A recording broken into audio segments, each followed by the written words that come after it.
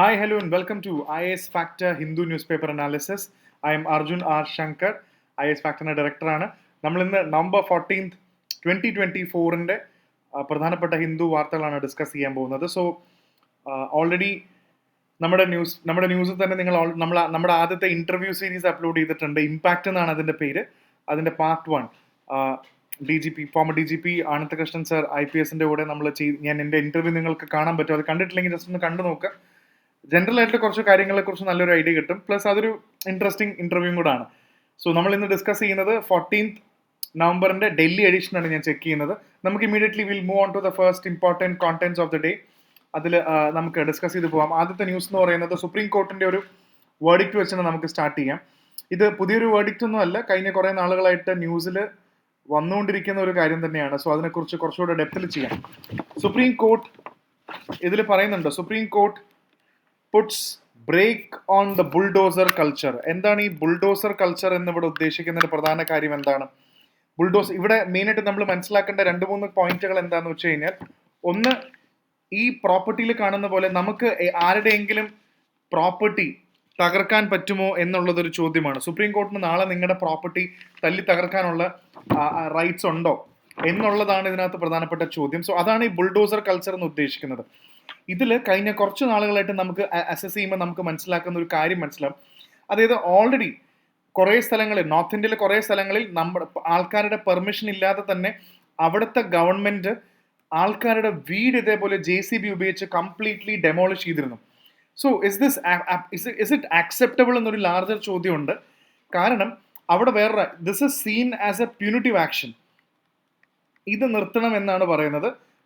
അതിൻ്റെ ഒരു കാര്യം ഒന്നുകൂടെ ഞാനിവിടെ വളരെ ക്ലീൻ ആയിട്ട് സംസാരിക്കും. കാരണം കഴിഞ്ഞ 1-2 മാസമായിട്ട് വന്ന പ്രധാന കാര്യമാണ്, നിങ്ങൾ ഏതെങ്കിലും ഒരു കേസിൽ കൺവിക്റ്റഡ് ആണെന്ന് വിചാരിച്ചു, നിങ്ങൾ ഏതെങ്കിലും ഒരു കേസിൽ കുറ്റാരോപിതനോ അല്ലെങ്കിൽ ശിക്ഷ അനുഭവിച്ചുകൊണ്ടിരുന്ന അല്ലെങ്കിൽ ശിക്ഷ കഴിഞ്ഞു വന്ന ഒരാളാണെങ്കിൽ, നിങ്ങൾ ഒരു ക്രൈം ചെയ്തിട്ടുണ്ടെങ്കിൽ നിങ്ങളുടെ കുറ്റം നിങ്ങളുടെ കുടുംബത്തിന്റെ മേൽ അടിച്ചേൽപ്പിച്ചിട്ട് നിങ്ങൾ താമസിക്കുന്ന വീട്, നിങ്ങളൊരു കൺവിക്റ്റ് ആയതുകൊണ്ട് അല്ലെങ്കിൽ നിങ്ങളൊരു കുറ്റവാളി ആയതുകൊണ്ട് നിങ്ങൾ താമസിക്കുന്ന വീട്, ആ വീട്ടിൽ നിങ്ങളുടെ ഭാര്യ, കുട്ടികൾ, അമ്മ, പേരൻസ് എല്ലാവരെയും അത് തകർക്കുന്നത് ശരിയല്ല എന്നുള്ളതാണ്. അത്തരത്തിലുള്ളൊരു മൂവ് സ്റ്റേറ്റ് ഗവൺമെന്റ് എടുക്കുന്നത് ശരിയല്ല. ഒരാൾക്കെതിരെ പ്രശ്നമുണ്ടെങ്കിൽ അവരുടെ വീട് തല്ലി തകർക്കുന്നത് ശരിയായിട്ടുള്ളൊരു നടപടിയല്ല. ഇതിനെതിരെയാണ് സുപ്രീം കോടതി വലിയൊരു ശക്തമായിട്ടൊരു ജഡ്ജ്മെന്റ് ഉണ്ടത്. ബുൾഡോസർ കൾച്ചർ വേണ്ടാന്ന് പറഞ്ഞു. പക്ഷേ ഈ സ്റ്റേറ്റ് ഗവൺമെന്റ് പലരും പറയുന്നത് എന്താണെന്ന് വെച്ചാൽ, അവർ പറയുന്ന ഒരു ന്യായം, ഈ പറയുന്ന കൺവിക്റ്റഡ് ആണ് എന്ന് വിശ്വസിക്കപ്പെടുന്ന ആൾക്കാരുടെ വീട് ഞങ്ങൾ തല്ലി തകർക്കാൻ കാരണം എന്ന് വെച്ചാൽ ഇവര് കംപ്ലീറ്റ്ലി സ്ഥലം കൈയേറി എന്നാണ് പറയുന്നത്. ഗവൺമെന്റ് പ്രോപ്പർട്ടി കൈയേറി എന്നാണ് പറയുന്നത്. പക്ഷേ അത് തെളിയിക്കാൻ അവർക്ക് സാധിച്ചിട്ടില്ല. തെളിയിക്കാനും സാധിച്ചിട്ടില്ല. അത്തരത്തിൽ കോടതി പറയുന്നുണ്ട്, അത്തരത്തിൽ പബ്ലിക് സ്പേസസ് കൈയേറുകയാണെങ്കിൽ അതിന് ഏത് മതമാണെങ്കിലും ജാതിയാണെങ്കിലും വ്യക്തിയാണെങ്കിലും നിങ്ങൾക്ക് ഇടിച്ചു പൊളിക്കാനുള്ള അവകാശമുണ്ട്. പക്ഷെ അല്ലാത്ത പക്ഷം അത് ചെയ്യാൻ പാടില്ല. കൃത്യമായിട്ട് ലീഗൽ ഡയറക്റ്റീവ്സ് കൊടുക്കുന്നുണ്ട്. 15 ദിവസത്തെ ഒരു 15 ദിവസത്തെ ഇതെങ്കിലും ഇല്ലാതെ ഒരു ഇതും കൂടെ കൊടുക്കാൻ ഒരു നോട്ടീസ് ഇഷ്യൂ ചെയ്യാതെ ഒന്നും ഇത് ചെയ്യാൻ പാടില്ല എന്നും കൂടി ഇതിനകത്ത് പറയുന്നുണ്ട്. സോ പിന്നെ അടുത്തൊരു പ്രധാനപ്പെട്ട കാര്യം, ഈ ഒരു ആർട്ടിക്കിൾ നമുക്ക് മനസ്സിലാക്കേണ്ടത്, ഇവിടെ സുപ്രീം കോടതി article 142 of the Indian constitution ഉപയോഗിച്ചു എന്നാണ് പറയുന്നത്. എന്താണ് ഈ article 142 of the Indian constitution ഉദ്ദേശിക്കുന്നത്? എന്താണ് ഈ ആർട്ടിക്കിൾ 142? ഞാൻ 2 ദിവസം മുന്നത്തെ ന്യൂസ് പേപ്പറിലും പറഞ്ഞതാണ്. ഇതൊക്കെ നിങ്ങൾക്ക് പരീക്ഷയ്ക്ക് ചോദിക്കാവുന്നതാണ്. കോൺസ്റ്റിറ്റ്യൂഷന്റെ 142 വകുപ്പ് അനുസരിച്ചിട്ട് സുപ്രീം കോടതിക്ക് വേണമെങ്കിൽ ഒരു തീരുമാനം എടുക്കാം. ഞാൻ അന്നൊരു എക്സാമ്പിൾ ഇതിനു വേണ്ടി പറഞ്ഞു തന്നിരുന്നു. ഓൾറെഡി ഒരു നദി അല്ലെങ്കിൽ ഒരു ചെറിയ തടാകമോ ഒരു സ്ട്രീമോ ഒരു പോണ്ടോ ഉണ്ടെങ്കിൽ ഇത് പൊല്യൂട്ട് ചെയ്യപ്പെട്ടു. ഇവിടെ ഞാൻ അന്ന് പറഞ്ഞ സെയിം എക്സാമ്പിൾ ആണ്. ഇവിടെ ഉള്ളൊരു ഫാക്ടറി കാരണം ഇത് കംപ്ലീറ്റ്ലി പൊല്യൂട്ട് ചെയ്യപ്പെട്ടു. അപ്പൊ ഇങ്ങനെ പൊല്യൂട്ട് ചെയ്യപ്പെട്ട സമയത്ത് നമുക്ക് ഓൾറെഡി നിയമങ്ങളുണ്ട്. ഇന്ന വഴി വെച്ച് ഇന്ന നിയമം അനുശാസിക്കുന്ന രീതിയിൽ ഇത് തെറ്റാണെന്നുള്ള നമുക്ക് പെർമിഷൻസും കാര്യങ്ങളും ഉണ്ട്. പക്ഷേ ഇതിൽ നിയമത്തിലൊന്നും പറയാത്ത രീതിയിൽ എന്തെങ്കിലും ഒരു പ്രത്യേകതരം പൊല്യൂഷനോ അല്ലെങ്കിൽ കാര്യമോ നടന്നു കഴിഞ്ഞാൽ നമ്മൾ എങ്ങനെ ഇത് ചാർജ് ചെയ്യും? നമ്മുടെ ഇങ്ങനത്തെ ഒരു നിയമം ഇല്ല, അതായത് ഒരു ഫ്രെയിംവർക്ക് ഇല്ല. അങ്ങനെയാണെങ്കിൽ സുപ്രീം കോടതിക്ക് ആർട്ടിക്കിൾ 142 അനുസരിച്ചിട്ട് out of the box solution കൊണ്ടുവന്ന് വേണമെങ്കിൽ ഈ പറയുന്ന ഇതിന് തീരുമാനം എടുക്കാം. സോ 142 വളരെ ഇമ്പോർട്ടൻ്റ് ആയിട്ടുള്ള ഇതിൽ സുപ്രീം കോടതി ഉപയോഗിക്കുന്നുണ്ട്. ആർട്ടിക്കിൾ 142 പരീക്ഷയ്ക്ക് വളരെ ഇമ്പോർട്ടൻ്റ് ആയിട്ട് നിങ്ങൾ അറിഞ്ഞിരിക്കേണ്ട ഒരു കാര്യം കൂടാണ്. സോ ഇത്തരത്തിൽ ഒരു സംഭവം ഉണ്ടാകുമ്പോൾ ഇത് നാഷണൽ പേജിലുണ്ട്. ഇങ്ങനെ ഒരു ബുൾഡോസർ കൾച്ചർ ഉണ്ടാകുമ്പോൾ ഇതിനകത്ത് മറ്റു കോൺസ്റ്റിറ്റ്യൂഷണൽ കാര്യങ്ങളെ കുറിച്ച് പറയുന്നുണ്ട്. It is a violation of the due process of law. എന്താണ് ഡ്യൂ പ്രോസസ് ഓഫ് ലോ എന്നുള്ളത് നിങ്ങൾ, സോ ഇതിൽ നിന്ന് ഞാൻ നിങ്ങളെ ഇന്ത്യൻ കോൺസ്റ്റിറ്റ്യൂഷനിലേക്ക് വിടുകയാണ്. എന്താണ് due process of law? Violation of natural justice എന്ന് പറയുന്നത്. അപ്പൊ എന്താണ് ഈ നാച്ചുറൽ ജസ്റ്റിസ് എന്ന് പറയുന്നത്? അതും വളരെ ഇമ്പോർട്ടൻ്റ് ആണ്. എന്തിനെയാണ് നമ്മൾ നാച്ചുറൽ ജസ്റ്റിസ് എന്ന് വിളിക്കുന്നത്? What is the concept of that? പിന്നെ റൂൾ ഓഫ് ലോ, എന്താണ് rule of law? And basic structure of the constitution. ഇതൊക്കെ ഈ ആർട്ടിക്കിളിലും ഇനി അടുത്ത നാഷണൽ പേജിൽ വരുന്ന ആർട്ടിക്കിൾ ഇതിനെക്കുറിച്ചൊക്കെ പരാമർശിക്കുന്നുണ്ട്. Basic structure of the constitution, ഇതും ഞാൻ 2 ദിവസം മുന്നേ ഫുൾ എക്സ്പ്ലെയിൻ ചെയ്തതാണ് എന്താണ് ബേസിക് സ്ട്രക്ചർ എന്നൊക്കെ ഉള്ളത്. അപ്പോൾ ഈ ഒരു ചെറിയ ആർട്ടിക്കിളിൽ നിന്നും ഇത്രയും അധികം കാര്യങ്ങൾ നമുക്ക് പഠിക്കാനുള്ളതുകൊണ്ടാണ് ഇത്രയും ഡെപ്തിൽ തന്നെ ഞാൻ ആ കോൺസെപ്റ്റ് ഡിസ്കസ് ചെയ്തത്. ഓക്കെ, സോ അതായിരുന്നു ഇന്നത്തെ പ്രധാനപ്പെട്ട അടുത്ത വാർത്ത എന്ന് പറയുന്നത്. പിന്നെ ജാർഖണ്ഡിലും ഇലക്ഷൻ ടേൺ നടക്കുന്നുണ്ട്, വയനാടും. ഇതൊക്കെ 66% മുകളിൽ ഇലക്ഷന് വോട്ട് രേഖപ്പെടുത്തിയിട്ടുണ്ട്. പിന്നെ ഇതിൽ പ്രധാനപ്പെട്ട സമന്ത ഹാർവി IS സ്പേസ് സ്റ്റേഷനിലൊരു ബുക്കർ പ്രൈസ് കിട്ടിയിരിക്കുകയാണ്. സമന്ത ഹാർവിയുടെ ഓർബിറ്റലിനാണ് ബുക്കർ പ്രൈസ് കിട്ടിയിരിക്കുന്നത്. സോ നിങ്ങൾ പലപ്പോഴും നമുക്കറിയുന്ന 2 ബുക്കർ പ്രൈസുകൾ പണ്ട് ബ്രിട്ടൻ കോമൺവെൽത്തിലുള്ളവർക്ക് മാത്രമായിരുന്നു. ഇപ്പോൾ ബുക്കർ പ്രൈസ് എന്തിനാണ് കൊടുക്കുന്നത്? എന്താണ് ഈ മാൻ ബുക്കർ പ്രൈസും അതേപോലെ തന്നെ ബുക്കർ പ്രൈസും തമ്മിലുള്ള വ്യത്യാസം എന്താണ്? അപ്പോൾ ബുക്കർ പ്രൈസ് എന്ന് പറയുമ്പോൾ എപ്പോഴും ഇങ്ങനത്തെ കാര്യങ്ങളൊന്നും നമുക്ക് സിവിൽ സർവീസിൽ ചോദിക്കില്ല, പക്ഷെ അറിഞ്ഞിരിക്കുന്നത് നല്ലതാണ്. സ്പേസിനെ കുറിച്ചിട്ടുള്ള ബുക്കാണ്. വളരെയധികം ബെസ്റ്റ് സെല്ലർ ആയിട്ടുള്ള 2024 ബുക്കർ പ്രൈസ് ആണ് സമന്ത ഹാർവിക്ക് ഓർബിറ്റലിൽ കിട്ടിയിരിക്കുന്നത്. സോ അതൊരു ഇമ്പോർട്ടൻറ്റ് വാർത്തയാണ്. സോ പിന്നെ അടുത്ത എനിക്ക് തോന്നുന്നു will go to the other പ്രധാനപ്പെട്ട സ്റ്റേറ്റ് പേജിലേക്ക് നമുക്ക് കിടക്കാം. അതാണ് ഇന്നത്തെ മെയിൻ ആയിട്ടുള്ള വാർത്ത. So let's check out the other important newspaper. ഇവിടെയും ലോഡ് ചെയ്യാൻ ചെറിയൊരു ബുദ്ധിമുട്ടുണ്ട്. സോ നമുക്കതൊന്ന് വേണമെങ്കിൽ റിഫ്രഷ് ചെയ്ത് നോക്കാം. വേണമെങ്കിൽ വീൽ ആക്ച്വലി വേണ്ടി വന്നില്ല. സോ ഇതിൽ ശ്രീനഗറിൽ നാഷണൽ ഇൻസ്റ്റിറ്റ്യൂട്ട് നിഫ്റ്റിന് വേണ്ടി കുറച്ച് കാര്യങ്ങൾ പറയുന്നുണ്ട്. അവിടുത്തെ ലഫ്റ്റനന്റ് ഗവർണർ കുറച്ചും കൂടെയൊക്കെ ക്രാഫ്റ്റ് ക്ലസ്റ്റേഴ്സ് ഒക്കെ പ്രൊമോട്ട് ചെയ്യുന്നുണ്ട് കാശ്മീരിൽ. പിന്നെ ഒരു UPSC ആസ്പിരന്റ് മെഡിക്കൽ നെഗ്ലിജൻസ് കാരണം ഉത്തർപ്രദേശിൽ മരിച്ചു എന്ന് പറയുന്നുണ്ട്. സോ ഇതൊക്കെ ജസ്റ്റ് വായിച്ചു പോകുന്നതേ ഉള്ളൂ. അടുത്ത പ്രധാനപ്പെട്ട നമുക്ക് മനസ്സിലാക്കേണ്ട ഒരു വാർത്ത എന്ന് പറയുന്നത് TMC ആണ്. തൃണമൂൽ കോൺഗ്രസിന്റെ ഒരു സ്കീം ഇറഗുലാരിറ്റിയാണ് ഇവിടെ വന്നിരിക്കുന്നത്. ഒരു സ്കീമിന്റെ ഇറഗുലാരിറ്റി കാണിക്കുകയാണ് ഇവിടെ. അപ്പൊ അത് എന്ത് സ്കീമാണ്, എന്ത് ഇറഗുലാരിറ്റിയാണ് കാണിക്കുന്നത് നമുക്ക് ഇവിടെ ഒന്ന് ജസ്റ്റ് നോക്കാം. ഈ സ്കീമിന്റെ പ്രത്യേകത, നമുക്ക് ഈ ഗവൺമെന്റ് സ്കീമുകളുടെ ഒക്കെ പ്രത്യേകത, നമുക്ക് എല്ലാ സ്കീമൊന്നും പഠിക്കേണ്ട ആവശ്യമൊന്നുമില്ല, പക്ഷെ ചില കാര്യങ്ങൾ നമ്മൾ മനസ്സിലാക്കണം എന്താണ് ഇതിന്റെ ആക്ടിവിറ്റി എന്നുള്ളത്. So the most important thing is regarding the tablet scheme. ഈ സ്കീമിന്റെ പേര് തന്നെ ടാബ്ലറ്റ് സ്കീം എന്നാണ്. അതായത് തരുണർ സ്വപ്ന എന്നാണ്. തരുണർ സ്വപ്ന അതാണ് ആ സ്കീമിന്റെ പേര്. തരുണർ സ്വപ്ന അല്ലെങ്കിൽ ദ ഡ്രീംസ് ഓഫ് യൂത്ത്, യൂത്തിന്റെ ഡ്രീം എന്നുള്ള രീതിയിലാണ് ഇത് വരുന്നത്. വേറെ സിമ്പിൾ ആണ്, ഡ്രീംസ് ഓഫ് യൂത്ത് എന്നാണ് ഇതിന്റെ മറ്റു പേര്. തരുണർ സ്വപ്ന ഇതിലെ പേര് താഴെ കിടപ്പുണ്ടാവും. Under the Taruner Swapna dreams of youth scheme Mamata ബാനർജിയുടെ ഗവൺമെന്റ് തീരുമാനിച്ചതാണ് എല്ലാ 10ാം ക്ലാസ് കുട്ടികളുടെയും 10ാം ക്ലാസ്സും 11ാം ക്ലാസ്സിൽ പഠിക്കുന്ന കുട്ടികൾക്ക് അവർക്കൊരു ഫിനാൻഷ്യൽ അസിസ്റ്റൻസ് കൊടുക്കുകയാണ്. 10,000 രൂപ അവർക്ക് ടാബ്ലറ്റ് വാങ്ങിക്കാൻ വേണ്ടി കൊടുക്കാനാണ്. അപ്പോൾ കുറച്ചും കൂടെയൊക്കെ പഠിക്കാൻ ഇങ്ങനത്തെ സ്കീമുകൾ ഇമ്പോർട്ടൻ്റ് ആണ്. അപ്പോൾ 10,000 രൂപ കുട്ടികൾക്ക് ടാബ് വാങ്ങിക്കാൻ വേണ്ടി കൊടുക്കുന്നുണ്ട്, ഫിനാൻഷ്യൽ അസിസ്റ്റൻസ്. ടാബ്ലറ്റും അല്ലെങ്കിൽ സ്മാർട്ട് ഫോണോ PC അവർക്ക് ഓൺലൈൻ ക്ലാസ് മറ്റു കാര്യങ്ങളൊക്കെ കാണാൻ വേണ്ടിയുള്ള ഒരു സപ്പോർട്ടാണ്. 2020 ലോഞ്ച് ചെയ്തതാണ്. സോ പറയുന്ന പ്രധാന പ്രശ്നം എന്താണെന്ന് വെച്ചാൽ ഇതിൽ ഒരുപാട് ആൾക്കാരെ അറസ്റ്റ് ചെയ്തു. വേണ്ടത്ര ഈ ടാബ്ലറ്റ് ഒന്നും വേണ്ടത്ര രീതിയിൽ ആൾക്കാർക്ക് എത്തിയതുമില്ല. ഇതൊന്നും ഈ മൾട്ടിപ്പിൾ ഡിസ്ട്രിക്ട്സ്, ഈ wrongful fund diversion, double disbursement, certain accounts, ചില അക്കൗണ്ടിലേക്ക് പൈസ വന്നിട്ടില്ല, ചില അക്കൗണ്ടിലേക്ക് ഒരുപാട് പ്രാവശ്യം പൈസ വന്നു. അപ്പം മൊത്തത്തിൽ ഈ പരിപാടികളൊന്നും വേണ്ടത്ര രീതിയിൽ ഈ ടാബ്ലറ്റ് ഒന്നും വിചാരിച്ച രീതിയിൽ വന്നിട്ടില്ല. ഇപ്പം നിങ്ങൾ എനിക്കൊന്ന് സിനിമയൊക്കെ കാണുകയാണെങ്കിൽ ഈ അടുത്ത് ചെയ്തു, മറ്റേ സിനിമയിലും ഇതേപോലെ തന്നെ കാണിക്കുന്നുണ്ട്. ടാബിന് വേണ്ടി ഫണ്ട് വെട്ടിക്കുന്ന പോലെ ഗവൺമെന്റ് ചെയ്തിട്ടുണ്ട്. സോ ഇതിനെതിരെ ഭയങ്കര ശക്തമായിട്ടുള്ള പ്രതിഷേധം ഉയർന്നിട്ടുണ്ട്. അതുമാത്രമല്ല ഈ കോണ്ടെക്സ്റ്റിൽ വാട്ട് ഇസ് NIC, ഇതും നമുക്ക് ഇമ്പോർട്ടൻ്റ് ആണ് പരീക്ഷയ്ക്ക്. നാഷണൽ ഇൻഫോർമാറ്റിക്സ് സെന്റർ വളരെ ശക്തമായിട്ടൊരു തീരുമാനവും ഇതിനു വേണ്ടി ഒരു എക്സാമിനേഷൻ നടത്തുന്നുണ്ടെന്ന് പറയുന്നുണ്ട്. സോ ഈ കോണ്ടെക്സ്റ്റിൽ you should know what is the concept of national information scheme. ഈ NIC എന്ന് പറഞ്ഞാൽ എന്താണ്? അത് വളരെ ഇമ്പോർട്ടൻ്റ് ആണ്. ഇന്ത്യയുടെ 1976 ഇതും കൂടെ എഴുതിയെടുക്കുക. 1976 ഇന്ത്യയുടെ ഒരു premier science and technology infrastructure wing ആണ്. ഇതിനെക്കുറിച്ചിട്ടൊക്കെ ഇന്ത്യയിൽ നല്ലൊരു science and technology infrastructure wing ഒക്കെ ഉണ്ടാവണമെന്ന് വിശ്വസിക്കുന്ന, അല്ലെങ്കിൽ ഈ ഗവേണൻസിനെയൊക്കെ ഒരുപാട് സഹായിക്കുന്ന ഒരു ഏജൻസിയും കൂടാണ്. പ്രീമിയർ ഏജൻസിയാണ്, സയൻസ് ആൻഡ് ടെക് വിങ് ആണ്. ഈ നാഷണൽ ഇൻഫോർമാറ്റിക്സ് സെന്റർ, ഇതാണ് complete science and tech infrastructure ഒക്കെ ഇന്ത്യയിൽ ഈ ഗവേണൻസിന് വളരെയധികം പ്രധാനപ്പെട്ട ഒരു ഏജൻസിയും കൂടാണ് ഈ പറയുന്നത്. അപ്പോൾ അതും ഇതിനകത്ത് നമുക്കൊന്ന് ജസ്റ്റ് ഇത്രയും കാര്യങ്ങൾ ഇതിനകത്ത് പറഞ്ഞു പോയിട്ടുള്ളൂ. പക്ഷെ നമുക്ക് അതിനകത്ത് NIC ഒക്കെ ഉള്ളതുകൊണ്ട് നിങ്ങൾ ആ ഒരു കോണ്ടെക്സ്റ്റിലും കൂടെ ഈ വാർത്ത മനസ്സിലാക്കേണ്ടതായിട്ടുണ്ട്. പിന്നെ ED അറസ്റ്റ് ഇതിനകത്ത് വേറെ ഒന്നുമല്ല, ബാംഗ്ലാദേശി നാഷണൽസ് ഫോർ ട്രാഫിക്കിംഗ്.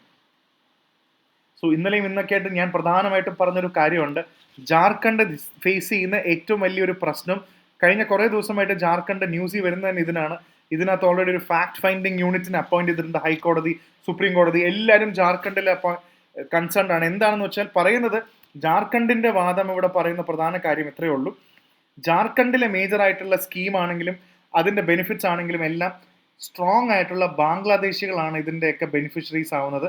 സോ ഒരുപാട് ബാംഗ്ലാദേശുകാർ ഇൻഫിൽട്രേറ്റ് ചെയ്യുന്നു എന്ന് പറയുന്നുണ്ട്. അതായത് ബാംഗ്ലാദേശുകാരെല്ലാം ഇങ്ങോട്ടേക്ക് ഇല്ലീഗലായിട്ട് മൈഗ്രേറ്റ് ചെയ്ത് ജാർഖണ്ഡിലേക്ക് വരുന്നുണ്ട്. സോ അതുകൊണ്ട് തന്നെയാണ് അസ്സാമിലൊക്കെ ഇത് ഡെഫിനറ്റ്ലി പറയുന്നത് നാഷണൽ രജിസ്ട്രി ഓഫ് സിറ്റിസൺസ് പോലത്തെ എന്തെങ്കിലും ഒരു സംഭവം നമ്മൾ ഉടനെ കണ്ടുപിടിക്കണം, ആരാണ് ഇന്ത്യക്കാരൻ എന്ന് ഡോക്യുമെന്റേഷൻ എത്രയും പെട്ടെന്ന് ചെയ്യണം എന്നാണ് ഇവർ പറയുന്നത്. ഓക്കെ, സോ അതാണ് ആ വാർത്തയുടെ പ്രധാനപ്പെട്ട കാര്യം ഞാനിവിടെ ഷെയർ ചെയ്തത്. സോ ബാക്കിയൊക്കെ പ്രധാനമായിട്ടും പിന്നെയുള്ളത് എന്താണെന്ന് വെച്ച് കഴിഞ്ഞാൽ ബാക്കി എ.ആർ. റഹ്മാന്റെ പാട്ട് ഇതിന് നോമിനേറ്റഡ് ആണെന്ന് പറയുന്നുണ്ട് HMMA ഇതിനകത്ത്. സോ അതിനകത്ത് പെരിയോനെ എന്ന് പറഞ്ഞ പാട്ട് അത് മലയാളികൾക്കെല്ലാം അഭിമാനമായി ഡെഫിനറ്റ്ലി അതൊരു അവാർഡിന് കൺസിഡർ ചെയ്തിട്ടുണ്ടെന്ന് പറയുന്നുണ്ട്. സോ പിന്നെ അടുത്ത സൗത്ത് ഇന്ത്യൻ വാർത്തയിലേക്ക് പോകുമ്പോൾ അടുത്തൊരു പ്രധാനപ്പെട്ട കാര്യമാണ്, ഇതും നോട്ട് ചെയ്യുന്ന സമയത്ത് റെയിൽവേ, ഇത് 2 പ്രാവശ്യമല്ല റെയിൽവേ കുറിച്ചിട്ട് ഒരുപാട് ആർട്ടിക്കിൾസ് പിന്നെ വരുന്നുണ്ട്. ഈ കഴിഞ്ഞ 2 മാസമായിട്ട് എന്തോരം ആർട്ടിക്കിൾസ് ആണ് റെയിൽവേ കുറിച്ച് വരുന്നത്. ഇവിടെ പ്രധാനപ്പെട്ട കാര്യം എന്താണെന്ന് വെച്ചാൽ പെരുമൺ ദുരന്തം പലർക്കും അറിയാൻ ചാൻസ് ഉണ്ട്. നിങ്ങൾ സിനിമയിൽ ഇതിലൊക്കെ കണ്ടിട്ടുണ്ടാവും. 1988 കേരളത്തിലെ പെരുമൺ ദുരന്തം, ട്രെയിൻ കംപ്ലീറ്റ്ലി മറന്ന ഈ ഫോട്ടോ ഉണ്ടോ? ഈ പെരുമൺ ദുരന്തത്തിന്റെ കാരണം, ഇതിന്റെ എൻക്വയറി റിപ്പോർട്ട് RTI ചോദിച്ചിട്ടുണ്ട്. നമ്മുടെ വിവരാവകാശം എന്ന് പറയുന്ന പോലെ നമുക്ക് അങ്ങനെ ഒരു വിവരാവകാശം ഉണ്ടോ, വിവരം നമ്മുടെ അവകാശമാണോ, അല്ലെങ്കിൽ RTI ഇതിൽ മെയിൻലി നിങ്ങൾ അറിയേണ്ടത് എന്താണെന്ന് വെച്ചാൽ എന്താണ് റൈറ്റ് ടു ഇൻഫർമേഷൻ ആക്ട്. അത് വളരെ ഇമ്പോർട്ടൻ്റ് ആണ്. നമ്മൾ ചോദിച്ച എല്ലാ ഇൻഫർമേഷനും നമുക്ക് ശരിക്കും കിട്ടുമോ? സോ ഉറപ്പായിട്ടും RTIയുടെ കംപ്ലീറ്റ് കാര്യങ്ങൾ നിങ്ങൾ അറിഞ്ഞിരിക്കണം. എന്തൊക്കെയാണ് RTIയുടെ ഭാഗമായിട്ട് നിങ്ങൾക്ക് ചോദിക്കാൻ സാധിക്കുക, അല്ലെങ്കിൽ വേറെ ഏതെങ്കിലുമൊക്കെ RTI നമുക്ക് വെറുതെ എങ്ങനെ RTIയുടെ നമുക്ക് അങ്ങനെ ചോദിക്കാൻ പറ്റുമോ?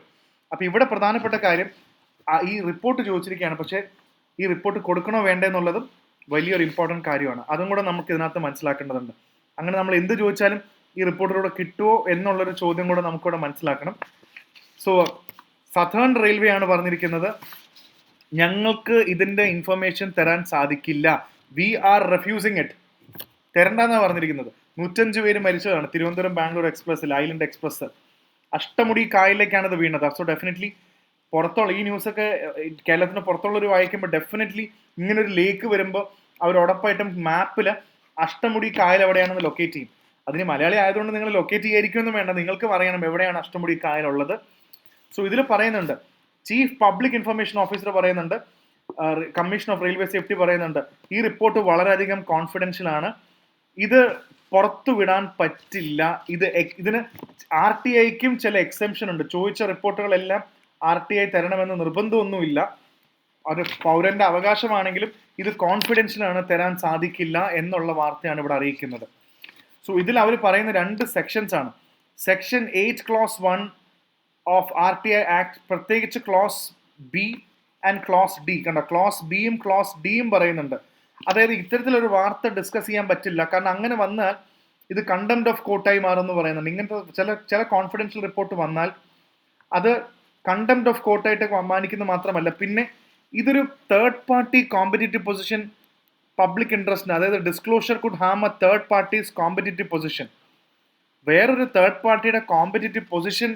അപ്പോൾ ഈ 2 കാരണങ്ങളാണ് ഇവർ പറയുന്നത്. അതായത് സെക്ഷൻ 8 ക്ലോസ് RTIയുടെ സെക്ഷൻ 8 ക്ലോസ് Bയും Dയും പറയുന്നത് ഒന്ന് കണ്ടംപ്റ്റ് ഓഫ് കോർട്ട് ആവും, അല്ലെങ്കിൽ ഇത് ശരിയായിട്ടുള്ളൊരു കാര്യമല്ല. ചില ആൾക്കാരുടെ കൊമേഴ്ഷ്യൽ ഡിഫറൻസ് കണ്ടോ, commercial confidence or intellectual property, ഇത് പുറത്ത് വന്നു കഴിഞ്ഞാൽ ചിലപ്പോൾ വേറൊരു തേർഡ് പാർട്ടിയുടെ കോമ്പറ്റീഷൻ എഡ്ജ്, അവരുടെ കയ്യിലുള്ള ഇന്റലക്ച്വൽ പ്രോപ്പർട്ടിയോ അല്ലെങ്കിൽ അവർ അനുഭവിക്കുന്ന ഒരു കൊമേഴ്ഷ്യൽ കോൺഫിഡൻസ് ഉണ്ട്, ചിലപ്പോൾ അതൊക്കെ ഇത് പുറത്ത് വന്നു കഴിഞ്ഞാൽ ചിലപ്പോൾ അവരുടെ ഒരു നഷ്ടം ഉണ്ടാക്കുന്നത് ശരിയല്ല എന്ന് പറഞ്ഞിട്ടുണ്ട്. ഇതിനും 2 വശമുണ്ട് കേട്ടോ. അപ്പോൾ അതിനൊരു പ്രധാനപ്പെട്ട കാര്യമാണ്. അപ്പോൾ ഇതിൽ നമുക്ക് മനസ്സിലാക്കേണ്ടത്, സിവിൽ സർവീസ് എക്സാമിന് മനസ്സിലാക്കേണ്ടത്, നിങ്ങൾ ഉറപ്പായിട്ടും RTI എന്താണ്, RTI ഇന്ത്യയിലത്തെ RTIയുടെ സ്ട്രക്ചർ എന്താണ്, പ്രധാനപ്പെട്ട കാര്യമാണ്. എന്താണ് CIC എന്ന് ഇവിടെ ചോദിക്കുന്നുണ്ട്. What is A central information commission? അങ്ങനെയാണെങ്കിൽ ഒരു സ്റ്റേറ്റ് ഇൻഫർമേഷൻ കമ്മീഷൻ ഉണ്ട്, സെൻട്രൽ ഇൻഫർമേഷൻ കമ്മീഷണർ ഉണ്ട്. ഇതൊക്കെ കോൺസ്റ്റിറ്റ്യൂഷനിലാണോ, അല്ലെങ്കിൽ എന്ത് ഏജൻസിയാണ് RTI? കോൺസ്റ്റിറ്റ്യൂഷണൽ ബോഡിയാണോ, നോൺ സ്റ്റാറ്റ്യൂട്ടറി ബോഡിയാണോ, എന്ത് തരം ബോഡിയാണ്? ആരാണ് ചീഫ് ഇൻഫർമേഷൻ കമ്മീഷണർ ആവുന്നത്? അയാളുടെ പൊസിഷൻ എന്താണ് സിവിൽ സർവീസിന് ചോദിക്കാം. ഒരു ജഡ്ജിന്റെ പൊസിഷനാണോ? എന്താണ് ഇതിന്റെ ക്രൈറ്റീരിയ എന്നൊക്കെ മുഴുവൻ മനസ്സിലാക്കാനുള്ള ഒരു ഓപ്പർച്യൂണിറ്റിയും കൂടാണ് നമുക്കിത്. സോ ഇത്രയും ചെറിയൊരു ആർട്ടിക്കിൾ ആണെങ്കിലും നിങ്ങൾ ഇതിനകത്ത് നിന്ന് ഇത്രയും കാര്യങ്ങളുടെ ഡെപ്തിൽ പഠിക്കുമെന്ന് ഞാൻ വിശ്വസിക്കുന്നു. ഓക്കെ, RTI ഒന്ന് നോക്കി വെക്കാം നമുക്ക്. പിന്നെ വോട്ട് ഔട്ടാണ്. വയനാട്ടിൽ കഴിഞ്ഞ ഇലക്ഷൻ അപേക്ഷിച്ച് നോക്കുമ്പോൾ കഴിഞ്ഞ ഇലക്ഷൻ്റെ അത്രയും ആൾക്കാർ ഇപ്രാവശ്യം ഉണ്ടോ ഇല്ലേ എന്നുള്ളത് സംശയം അവർ രേഖപ്പെടുത്തുന്നുണ്ട്. പിന്നെ അടുത്ത പ്രധാനപ്പെട്ട വാർത്ത എന്ന് പറയുന്നത് പിന്നെയും ട്രെയിൻ ഇഷ്യൂ കേട്ടോ. എഗെയിൻ റെയിൽവേ ഈ അടുത്ത് കഴിഞ്ഞ എത്ര പ്രാവശ്യമായിട്ട് പിന്നെയും ഗുഡ്സ് ട്രെയിൻ ഡിറെയിൽഡായി, ഗുഡ്സിന്റെ പാളം തെറ്റി, ട്രാഫിക്കും എക്സ്പേർട്സ് ഒക്കെ പ്രശ്നത്തിലായി. സോ വലിയ ആളപായം ഉണ്ടോ എന്നുള്ളതല്ല, പിന്നെയും ഗ്രാൻഡ് ട്രങ്ക് റൂട്ട്, ഇന്ത്യയുടെ ഗ്രാൻഡ് ട്രങ്ക് റൂട്ട് ഏതാണ്, Delhi to Chennai got cut off. So ഇതിൽ 2 ട്രെയിൻ വരുന്നുണ്ട്. ഈ ട്രെയിൻ, അപ്പോൾ ഇത് എത്രാമത്തെ പ്രാവശ്യമാണ് റെയിൽവേ റിലേറ്റഡ് ആയിട്ടുള്ള ഡിറെയിൽമെന്റ് നടക്കുന്നത്. അപ്പോൾ ഇതിന്റെ ഭാഗമായിട്ട് റെയിൽവേ എത്രത്തോളം സെക്യൂരിറ്റി, എനിക്ക് തോന്നുന്നു എത്രയോ വർഷത്തിന് ശേഷമാണ് ഇങ്ങനെ അടുപ്പിച്ച് 2 മാസത്തിന് ഏതാണ്ട് 8-9 ഇൻസിഡൻസ് ഉണ്ടായിട്ടുണ്ട് ഇപ്പൊ തന്നെ. കഴിഞ്ഞ ഈ വർഷം നോക്കുകയാണെങ്കിൽ അത് കൂടുതലുണ്ടാവും റെയിൽവേ ഈ പാളം തെറ്റുന്നതും ഇതൊക്കെ. അപ്പോൾ ഈ ഒരു കോണ്ടെക്സ്റ്റിൽ സിവിൽ സർവീസിനകത്ത് കൊടുത്തിട്ടില്ല, പക്ഷെ എനിക്ക് പെട്ടെന്ന് ഓർമ്മ വന്നപ്പോൾ പറഞ്ഞതാണ്. ഈ ഒരു കാര്യം കൂടെ നിങ്ങൾ ഓർത്ത് വെച്ചോണം. എന്താണ് കവച് എന്ന് പറയുന്നൊരു സിസ്റ്റം? ഇന്ത്യൻ റെയിൽവേ കവച് കൊണ്ടുവരണം എന്ന് പറയുമ്പോൾ ഒരുപാട് വർഷം എടുക്കും. ഇത് മൊത്തം ഈ ബോഗീസിലൊക്കെ കവച് കൊണ്ടുവരണമെങ്കിൽ എഞ്ചിനിൽ എന്താണ് ഈ കവച് എന്നുള്ളതും കൂടെ നമുക്കൊന്ന് മനസ്സിലാക്കി വെക്കാം. Okay, so please understand that also. പിന്നെ abusive content in Andhra Pradesh കോർട്ട്സ്, police duty cannot be restrained. അതായത് വേറൊന്നുമല്ല, ഇത് 2 വേറെ ഫാക്ടർ ഒന്നുമല്ല. ഒരു സൈഡിൽ ഇവിടെ ഹൈക്കോടതി ഉണ്ട്, ഇപ്പുറത്തെ സൈഡിൽ പോലീസ് ഉണ്ട്, ഇപ്പുറത്തെ സൈഡിൽ പബ്ലിക് ഉണ്ട്, നമ്മളെ പോലത്തെ പബ്ലിക് ഉണ്ട്. ആൻഡ് ഇതിൽ സ്റ്റേക്ക് ഹോൾഡേഴ്സ് ആണ് ഞാൻ പറയുന്നത്. എത്തിക്സിന്റെ ആൻസർ ചെയ്യുന്ന പോലെ സ്റ്റേക്ക് ഹോൾഡർ ആണ്. ഒന്ന് ഹൈക്കോടതി ഉണ്ട്, അതേപോലെ തന്നെ പോലീസ് ഉണ്ട്, ഇപ്പുറത്തെ സൈഡിൽ പബ്ലിക് ഉണ്ട്, ഇപ്പുറത്തെ സൈഡിൽ സോഷ്യൽ മീഡിയ ഉണ്ട്. സോ പ്രധാന കാര്യം എന്താണെന്ന് വെച്ച് കഴിഞ്ഞാൽ, പബ്ലിക്കിന് സോഷ്യൽ മീഡിയയിൽ എന്തെങ്കിലുമൊക്കെ എഴുതി വെച്ചാൽ, അങ്ങനെ തോന്നുന്ന പോലെ അബ്യൂസീവ് ആയിട്ടുള്ള കണ്ടന്റ്സ് എഴുതി വെച്ചാൽ നമ്മുടെ ഫ്രീഡം ഓഫ് എക്സ്പ്രഷൻ അബ്സല്യൂട്ട് ആണോ എന്നൊരു ചോദ്യമുണ്ട്. നമുക്ക് തോന്നിയ പോലെ ഫ്രീഡം ഓഫ് എക്സ്പ്രഷന്റെ പേരിൽ എന്തും ചെയ്യാൻ പാടില്ല. അപ്പോൾ പബ്ലിക്കിന് എന്തെങ്കിലും സോഷ്യൽ മീഡിയയിൽ ഇട്ട് കഴിഞ്ഞാൽ പോലീസ് കൃത്യമായിട്ട് ഇവരെ അറസ്റ്റ് ചെയ്യുന്നുണ്ട്. അപ്പോൾ ഒരു PIയിൽ പോയതാണ്, പബ്ലിക് ഇൻട്രസ്റ്റ് ലിറ്റിഗേഷൻ പെറ്റീഷൻ, ഒരു PIയിൽ ഇവിടെ പോയതാണ്. ഹൈക്കോടതി പറഞ്ഞതാണ്, ഞങ്ങൾക്ക് ഇത്തരത്തിൽ എന്തെങ്കിലും പബ്ലിഷ് ചെയ്തു എന്ന് പറഞ്ഞിട്ട് പോലീസിനെ അറസ്റ്റ് ചെയ്യുക, പോലീസ് കേസ് എടുക്കുന്ന സമയത്ത് ഞങ്ങൾക്ക് ഒരിക്കലും പോലീസിനോട് പറയാൻ പറ്റില്ല നിങ്ങൾ പോലീസ് കേസ് എടുക്കാൻ പാടില്ല, കാരണം അത് അവരുടെ ജോലിയാണ്. ഇങ്ങനത്തെ കാര്യങ്ങൾ വന്നാൽ കേസ് എടുക്കുക എന്നുള്ളത് പോലീസിന്റെ ജോലിയാണ്. അപ്പൊ ഞങ്ങൾ എങ്ങനെയാ പറയാ അത് എടുക്കാൻ പാടില്ല എന്നുള്ളത്? ഇനി ഇൻ കേസ് നിങ്ങൾക്ക് എന്തെങ്കിലും അങ്ങനെ കേസ് എടുത്തതിൽ എന്തെങ്കിലും പരാതി ഉണ്ടെങ്കിൽ ഹൈക്കോടതിയിലേക്ക് വരാം, കോടതിയെ സമീപിക്കാം. അല്ലാതെ ഞങ്ങളിത് ഡെറോഗേറ്ററി മെസ്സേജോ അല്ലെങ്കിൽ അബ്യൂസീവ് മെസ്സേജ് അയച്ചു, പോലീസ് ഒരു കാരണവശാലും ഇടപെടാൻ പാടില്ല എന്ന് കോടതിക്ക് പറയാൻ കഴിയില്ല, കാരണം അതാണ് പോലീസിന്റെ ജോലി. അപ്പൊ ഇങ്ങനത്തെ ഒരു വിധി ആന്ധ്രാപ്രദേശ് ഹൈക്കോടതി വിധിച്ചതുകൊണ്ടാണ് ഇതിന്റെ ഒരു കേസ് ഞാൻ പെട്ടെന്ന് എക്സ്പ്ലെയിൻ ചെയ്തത്. അടുത്തത് വലിയൊരു ഇമ്പോർട്ടന്റ് വാർത്തയാണ്. നിങ്ങൾക്ക് നമുക്ക് കേരളത്തിലെ ട്രിവാൻഡ്രത്ത് നിന്ന് വിഴിഞ്ഞത്തിന്റെ കോസ്റ്റിലായതുകൊണ്ട് നമുക്ക് ചിലപ്പോൾ ഇത് മനസ്സിലാവും, പക്ഷെ നാഷണൽ ന്യൂസിൽ ഇത് വളരെ സീരിയസ് ആയിട്ടായിരിക്കും കാണുന്നത്. ഇതിൽ വേറൊന്നുമല്ല, എന്താണ് സീ റാഞ്ചിങ് എന്ന് പറയുന്ന കോൺസെപ്റ്റ്? വെരി വെരി ഇമ്പോർട്ടൻറ്റ്, നമ്മൾ ഇപ്പോഴേ മനസ്സിലാക്കി വെക്കേണ്ടതാണ്. സോ എന്താണ് ഈ ആർട്ടിഫിഷ്യൽ റീഫ്, എന്താണ് സീ റാഞ്ചിങ് എന്ന് പറയുന്നതും വളരെ ഇമ്പോർട്ടൻ്റ് ആണ്. അപ്പോൾ നമുക്കിത് വളരെ സിമ്പിൾ ആയിട്ടൊന്ന് മനസ്സിലാക്കി വെക്കാം. അതായത് ഈ സീ റാഞ്ചിങ് എന്ന് നമുക്ക് ആദ്യം ഇവിടെ തുടങ്ങാം. എന്താണ് ഈ സീ റാഞ്ചിങ് എന്ന് പറയുന്ന കോൺസെപ്റ്റ്? ഈ സീ റാഞ്ചിങ് എന്ന് പറയുന്ന കോൺസെപ്റ്റ് വേറെ ഒന്നുമല്ല, നമുക്ക് ഫിഷിന്റെ നമ്പർ ഓഫ് ഫിഷസ് കൂട്ടുണ്ട്, നമ്മുടെ കടലിലും ഇതിനകത്തുള്ള നമ്പർ ഓഫ് ഫിഷസ് കൂട്ടണം. ഈ ഫിഷസിന്റെ പ്രൊഡക്ഷൻ കൂടിയാലല്ലേ അവിടെ നല്ല മറൈൻ റിസോഴ്സസ് ഉണ്ടാവുള്ളൂ. പിന്നീട് അവിടെ വരുന്ന ഫിഷർമാൻസിനൊക്കെ നല്ല ഫിഷും നല്ല ക്യാച്ചും കിട്ടുള്ളൂ. അപ്പൊ ഫിഷ് നമുക്ക് നമ്പർ ഓഫ് കടലിനാകെ അടിയിലുള്ള സമുദ്രത്തിന്റെ അടിയിൽ നമുക്ക് ഫിഷുകളുടെ നമ്പർ കൂട്ടണം. അതിനു വേണ്ടി ഉപയോഗിക്കുന്നതാണ് സീ റാഞ്ചിങ് എന്ന് പറയുന്നത്. അപ്പൊ സീ റാഞ്ചിങ് എന്തിനു വേണ്ടിയാണ് ഉപയോഗിക്കുന്നതെന്ന് ചോദിച്ചു കഴിഞ്ഞാൽ, നമുക്കൊരു ഉദാഹരണം പറഞ്ഞുതരാം. ഇത് നമ്മുടെ ബോട്ട്, ഇവിടെ കൂടെയാണ് ബോട്ട് പോകുന്നതെന്ന് വിചാരിക്കും, നമ്മുടെ കപ്പലും ബോട്ടുകളൊക്കെ പോകുന്നതാണ്. ഇത് കടലിന്റെ താഴെയാണ്. ഈ ഇത്രയും താഴ്ചയിൽ, കടലിന്റെ താഴ്ചയിൽ നമുക്ക് ഒരു എക്സാമ്പിൾ, ഞാൻ വളരെ സിമ്പിൾ ആയിട്ട് എക്സാമ്പിൾ കൊടുക്കുന്ന കേട്ടോ. നമുക്ക് ഇവിടെ ഒരു അണ്ടർ വാട്ടർ ഗാർഡൻ ഉണ്ടെന്ന് വിചാരിച്ചോ.